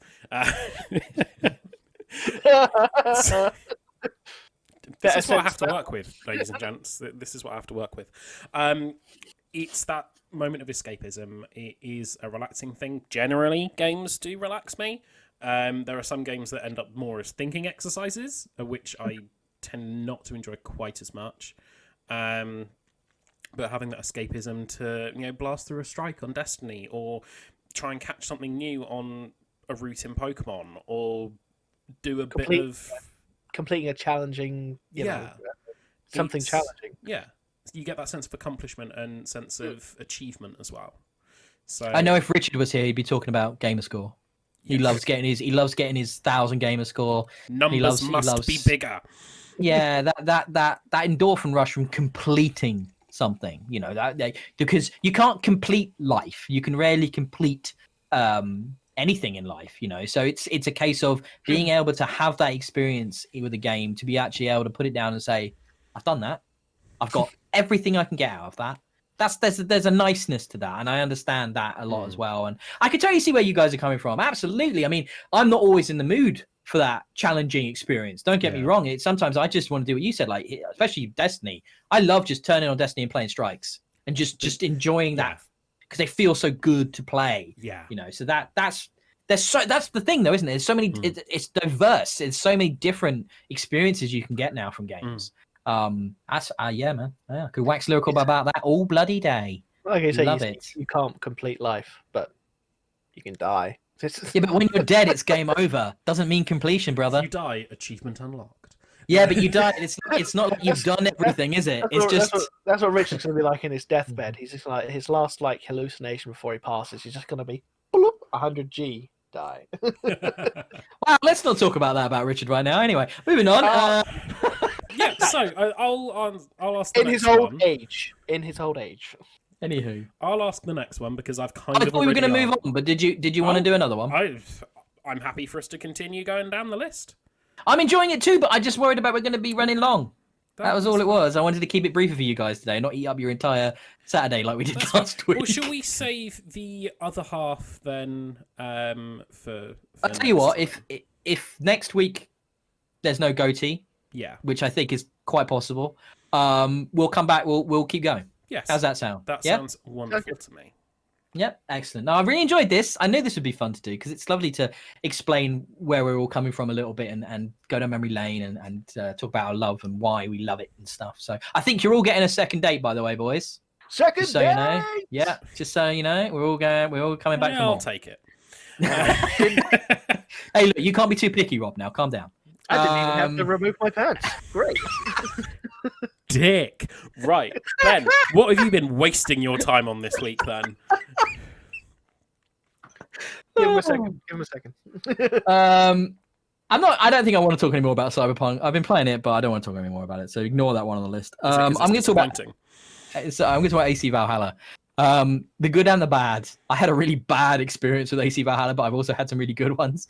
So the good ones was I'm really into the meat of the game now. I'm about 35, 40 hours in. The story's really kicking off. The way I play these open world games, I kind of break the experience for myself, though, because I like to go to every viewpoint. I like to go and, you know, open up the entire map before I do the story. So it feels like nothing's happening for ages. And then everything, all of a sudden, stuff will start happening. And that's kind of where I'm at now in it. And the story's really kicking off. And I'm really intrigued by where they're going and where they're taking it. I'm really, really enjoying it. The bad experience, however, was the bug I suffered through, which I believe is only happening on the new generation of Xbox consoles, because I think it's related to the quick resume. Supposedly quick resume was all sorted and I was having a great time. I was playing the game, leaving it, you know, in quick resume mode, like in the solid state mode, but still saving every time, creating a manual save, you know, because I don't trust it, thinking that'll be fine. No problems there. I come back one day and it kind of boots from fresh, doesn't do quick resume. I was like, okay, probably had too many other games rolling or whatever. Comes up, all my saves are gone. All my manual saves are gone. Like, not forever, but about 3 or 4 days worth of saves gone. I lost, I reckon, 10 hours of gameplay. Oh, God. Ouch. And I was saving the game. Oh, dear. Is there no PlayStation Network uploading your saves or anything? None of it. The cloud had nothing. It was like it was just like it had all moved backwards 4 days. It definitely wasn't PlayStation Network uploading it on his Xbox Series X. Well, he means though. He means cloud save. But there is a cloud. There is a specific. I kid you not. For Valhalla, there is actually their own thing. Right? They got Ubisoft Connect, I think it's called, or something like that, where they have their cloud save thing, which you can then cross save with those as well now. So you can use them to run on Stadia or PlayStation or whatever. And even those had reverted. Everything had reverted back 4 or 5 days. And now I go on the Reddit for it, and yeah, it's kind of a known bug. It's not massively reported on, but it is happening, and it seems to be related to the quick resume. Now, obviously, if you've only done a little bit of playing and been caught out with this, it's not the end of the world. But for me, it was quite substantial. So I had to replay this 10 hours of gameplay. Now, what that meant was not the end of the world. I just buttoned through all the dialogue, you know, skipped through all the chatting really quick, knew exactly what I had to do, exactly where I had to go. So I ended up doing it all probably in like 2 hours. I probably reduced it to about 2 hours of catch up. However, that's a pretty shitty bug. Like, especially as it's tied into one of the main awesome features of the new hardware, you know, the quick resume. And it was like, I understand the quick resume failing but what the fuck happened to those saves? I just don't understand how it deleted the manual saves and the cloud saves and what happened to them. I don't know how it's possible. So now what this means, of course, is I can't trust quick resume, right? So I'm now having to close out of the game like I would on the old hardware, which sucks because this was the whole fucking point of these consoles to a degree, is this accessibility on the platform. So I was pretty bummed about that, I have to say. Yeah, but the game itself I'm like really enjoying, but that definitely soured the taste in my mouth a little bit about the hardware and stuff, and they just need to patch it. I mean, AC Valhalla has had problems with quick resume since day one. Mostly the quick resume wasn't working, but deleting saves, like, what the hell? That's just mental. I struggle a little bit with AC Valhalla because there's one thing that makes no sense to me in that game at all. You are a Viking plundering England, but you cannot kill civilians. Yeah, I know what you mean. It's not very on flavor point, but I kind of understand that they didn't want to turn it into Murder Sim 2020. But you're also not a Viking. You're also Layla controlling a Viking from the future, and she's a rather mild-mannered scientist, and I don't think she'd go around killing civilians. So there is kind of a law reason as to why that wouldn't make sense. But she isn't controlling, as far as I understand the Animus. No, you are. Do you control? She is controlling. Yeah. Okay, then you're just. It's not. You're just Viking. Viewing. You are directing. Then you're not a very good Viking. Yeah. What? I mean, there's a lot of questions about that. About what it is. It's all starting to open up in interesting ways, I have to say. Okay. I also went for the first time to what's it called? Where the Viking gods live. Valhalla. Yeah, I went to Valhalla. Yeah, good title. Thank you. I went. Just saying. I like that one, Cam. You got me there. You got me there. Yeah, that's fair. And I got to kind of beat Odin and sort of stuff, and like hang out with Thor and Tyr and Freya and do like god stuff. There's a lore reason that is possible, then but we are it's wrong, pretty good. actually, Sorry, isn't that? I think we were wrong because that's Asgard, isn't it? that's what I meant. Asgard, yeah. Oh Asgard, yeah, we are all wrong. That's going to be a bit of a 4 point. It's when they're all dead, isn't it? Oh, That's the afterlife. We're doing well. I mean, none of us claim to be like I don't know, Norse mythology like professors. So I mean, I don't think we're meant to be fluent in these terms. However, I have seen the Thor movies. 3-4 films, yeah. I've watched like Videogame Avengers films. Yeah. Excuse. But that was cool. And yeah, I've been fighting frost giants there as well, which is cool, which is fun, different to the rest of the game. So that's quite a cool bit to do. I guess that's a spoiler that's even in there. Oh well. I did not know you got to see any of the gods. Thank you for that, Ben. Great. It's cool, right? Oh, but that's a good reason to play it, man. It's not really a big deal, is it? Don't be a little bitch. Cute. And then in addition, I moved my my PlayStation 4 Pro into my office so I could play some more Ghost of Tsushima, get back onto The Last of Us Part 2, play some Persona 5 Royal Edition. The reason I had to move it is because my wife has a weird aversion to PlayStation. Whenever she sees me pick up the DualShock, she looks at me like I have murdered someone. She thinks it's the evil platform, the disgusting console, and she hates it even more than when I play FIFA. So work that one out. FIFA should come first. I'm enjoying. I haven't played FIFA this week, but I'm enjoying it. What would happen if you played FIFA on a PS4? She would disown. I'd probably be divorced. Okay, that'd just be it. You know what that means? More time to play games. I already have a lot of time to play games, to be honest. She's really cool about that. So she never complains when I sit in my office all day and play games and do this crap like I am right now. She gets peace and quiet. She does. You can imagine I'm pretty annoying. So yeah. Can I trade in Dexter for an Xbox then? I think you probably could. I mean, there are probably certain places. Yeah, certain places you could do that. Yeah, probably. I imagine you could get probably what 2/3 of an Xbox if you took him to CEX. Probably no more than that though. To be honest, well, maybe not that much. Whatever next. I mean, I'm pretty sure they'd take children into slavery at CEX. I mean, I don't feel like I don't think that would be beneath them. Ethic limits. So no. Cameron keeps muting himself, so I'm going to throw to you, Rob, and see what you've been doing. Okey-dokey. I have been playing more Final Fantasy X2.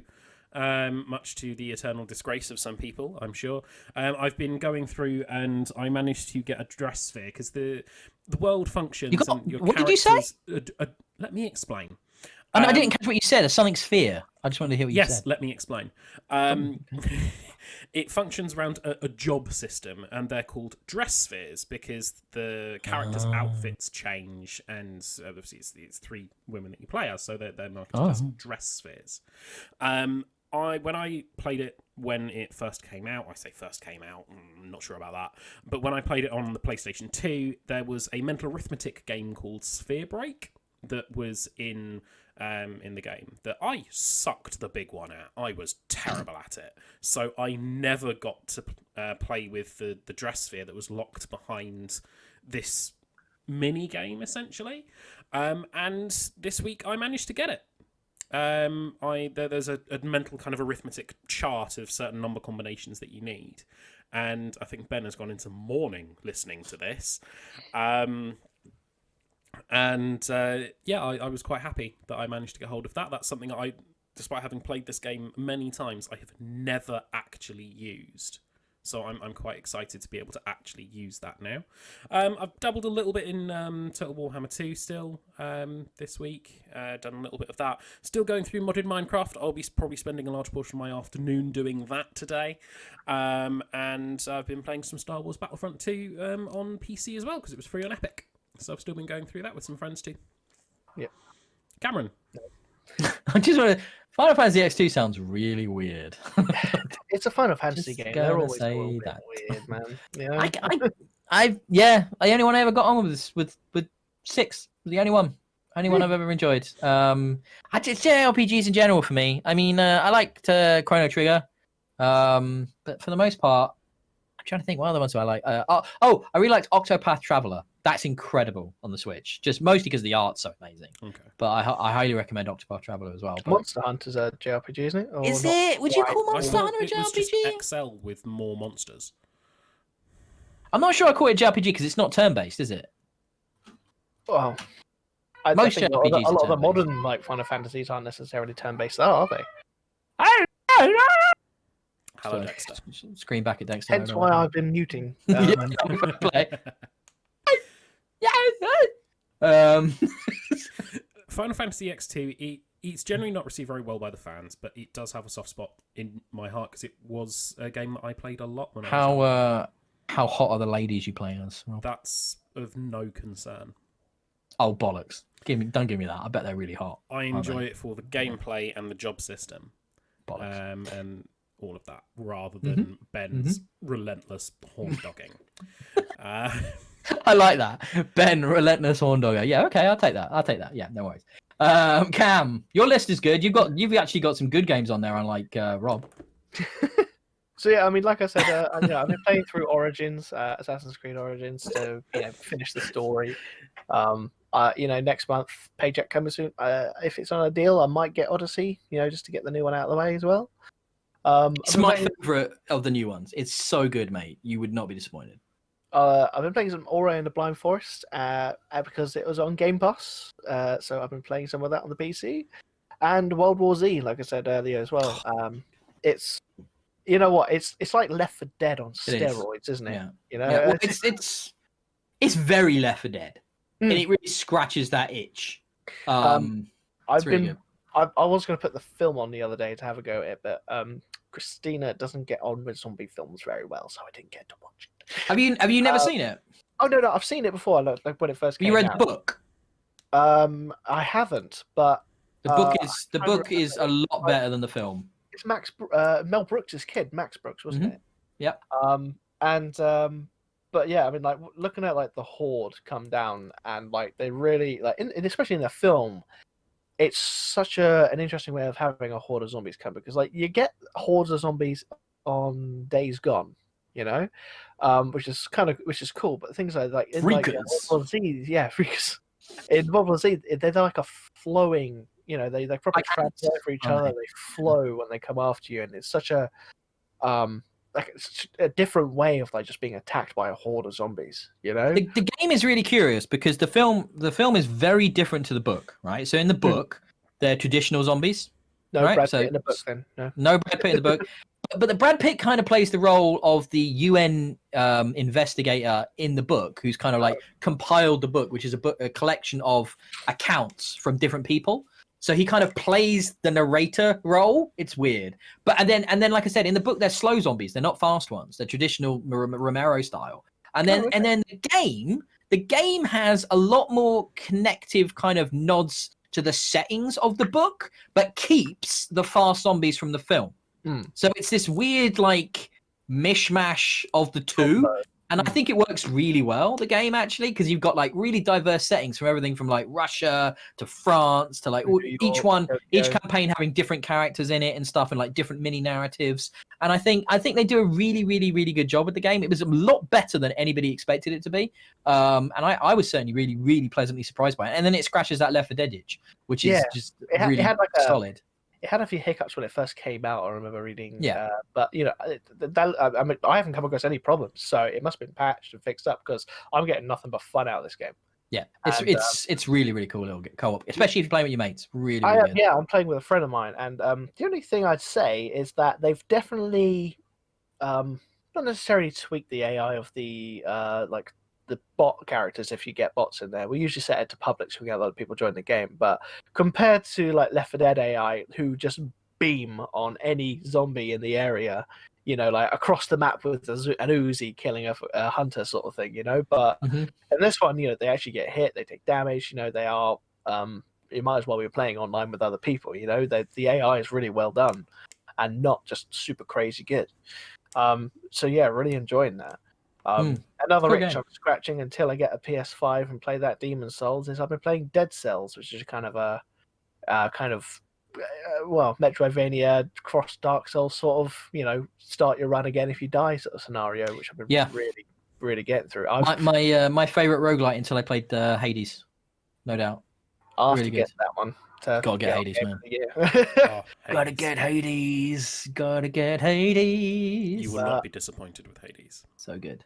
The annoying thing about Dead Cells is I just don't really know how far I am actually into the game. Like, I've collected all the runes, so I can get through and to different areas that I'm supposed to get around in. But, like, because there's so many different paths you can take, I don't know which way I'm really supposed to be going. So... Well, look, you could look it up if you wanted to, or just keep hammering it, man. Yeah. I am. I'm just hammering it. I mean, I've got quite a lot of the perks unlocked and like a lot of the weapons, so I can start with a really good weapon to start off with. So I'm doing all right. If anything, I'm more challenging myself in the first levels because, like, there's a time limit on the first 2 levels ish, or there's like a kill count in the first level, and then between levels you can either get extra points and everything like that to actually upgrade. So I'm either trying to do the first level in 2 minutes, or I'm killing like 30 people without taking damage each time. It seems I haven't got to the point where I can do one and the other. It's one or the other at this point. I'm not quick enough to kill all 30 within 2 minutes. It's either, damn it, I've run out of time. Well, better kill the other 16. It's all about getting that OP build sorted, isn't it? When you find that build, you're like, oh, I love it. Niche, yeah. That perfect role, yeah. Is that it, boys? We reached the end of another episode, another odyssey through video games this week. Indeed, we have. I think that was a really good show. I hope everybody's enjoyed listening to that. I've certainly enjoyed recording it with you this week, guys. I felt like we found our groove again. So that was the sweet spot of silly and informative, I think. Rob's just like, God, you guys are such twats. Questions are in an order for a reason. Anyway. The order I put them in, and I can break that anytime I want to. Oh, yeah, baby. Power.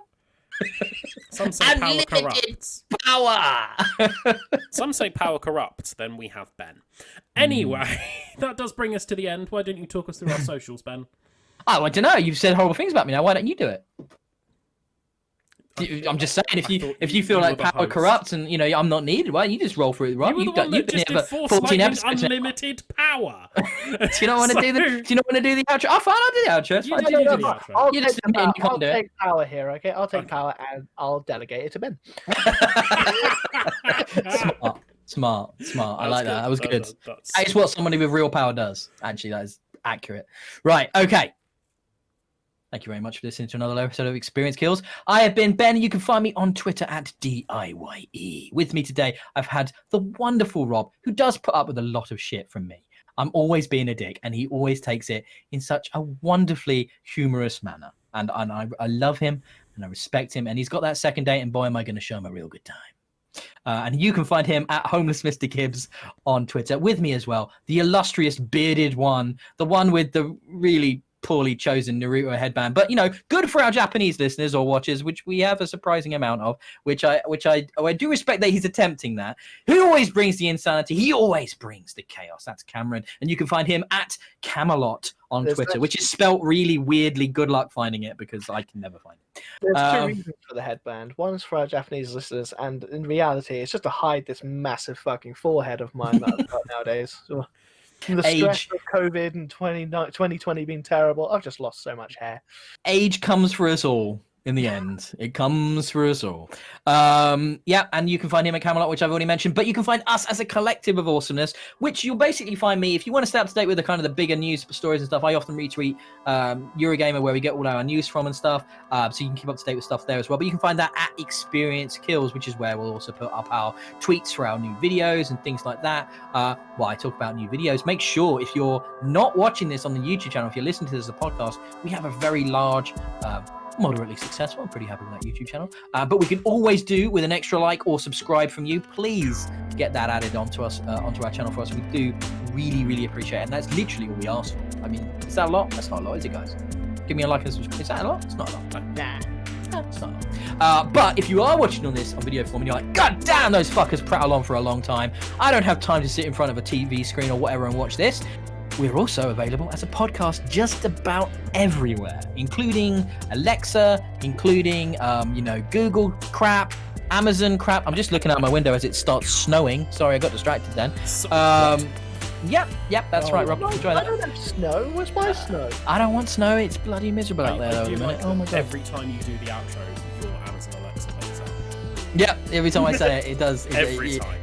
The CIA are listening. Always listening, always watching. Always ready to play an episode of Experience Kills. Exactly, always will do. But yeah, we're a Podbean, we're on, just so many places. Every time they give me a new option to add us, I'll do it. Why not? Let's be everywhere.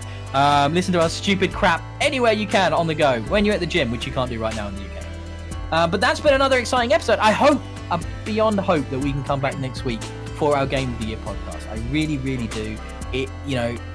It's unfortunate we've not been able to do that, and we all want to do it.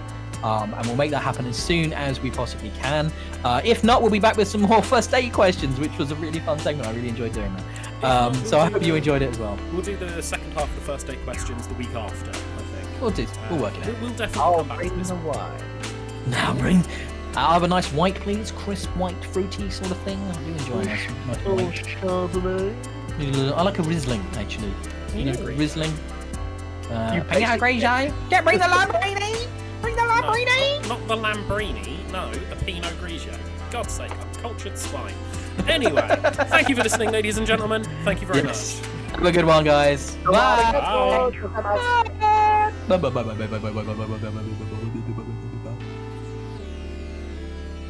Recording has begun because I need to cut this off.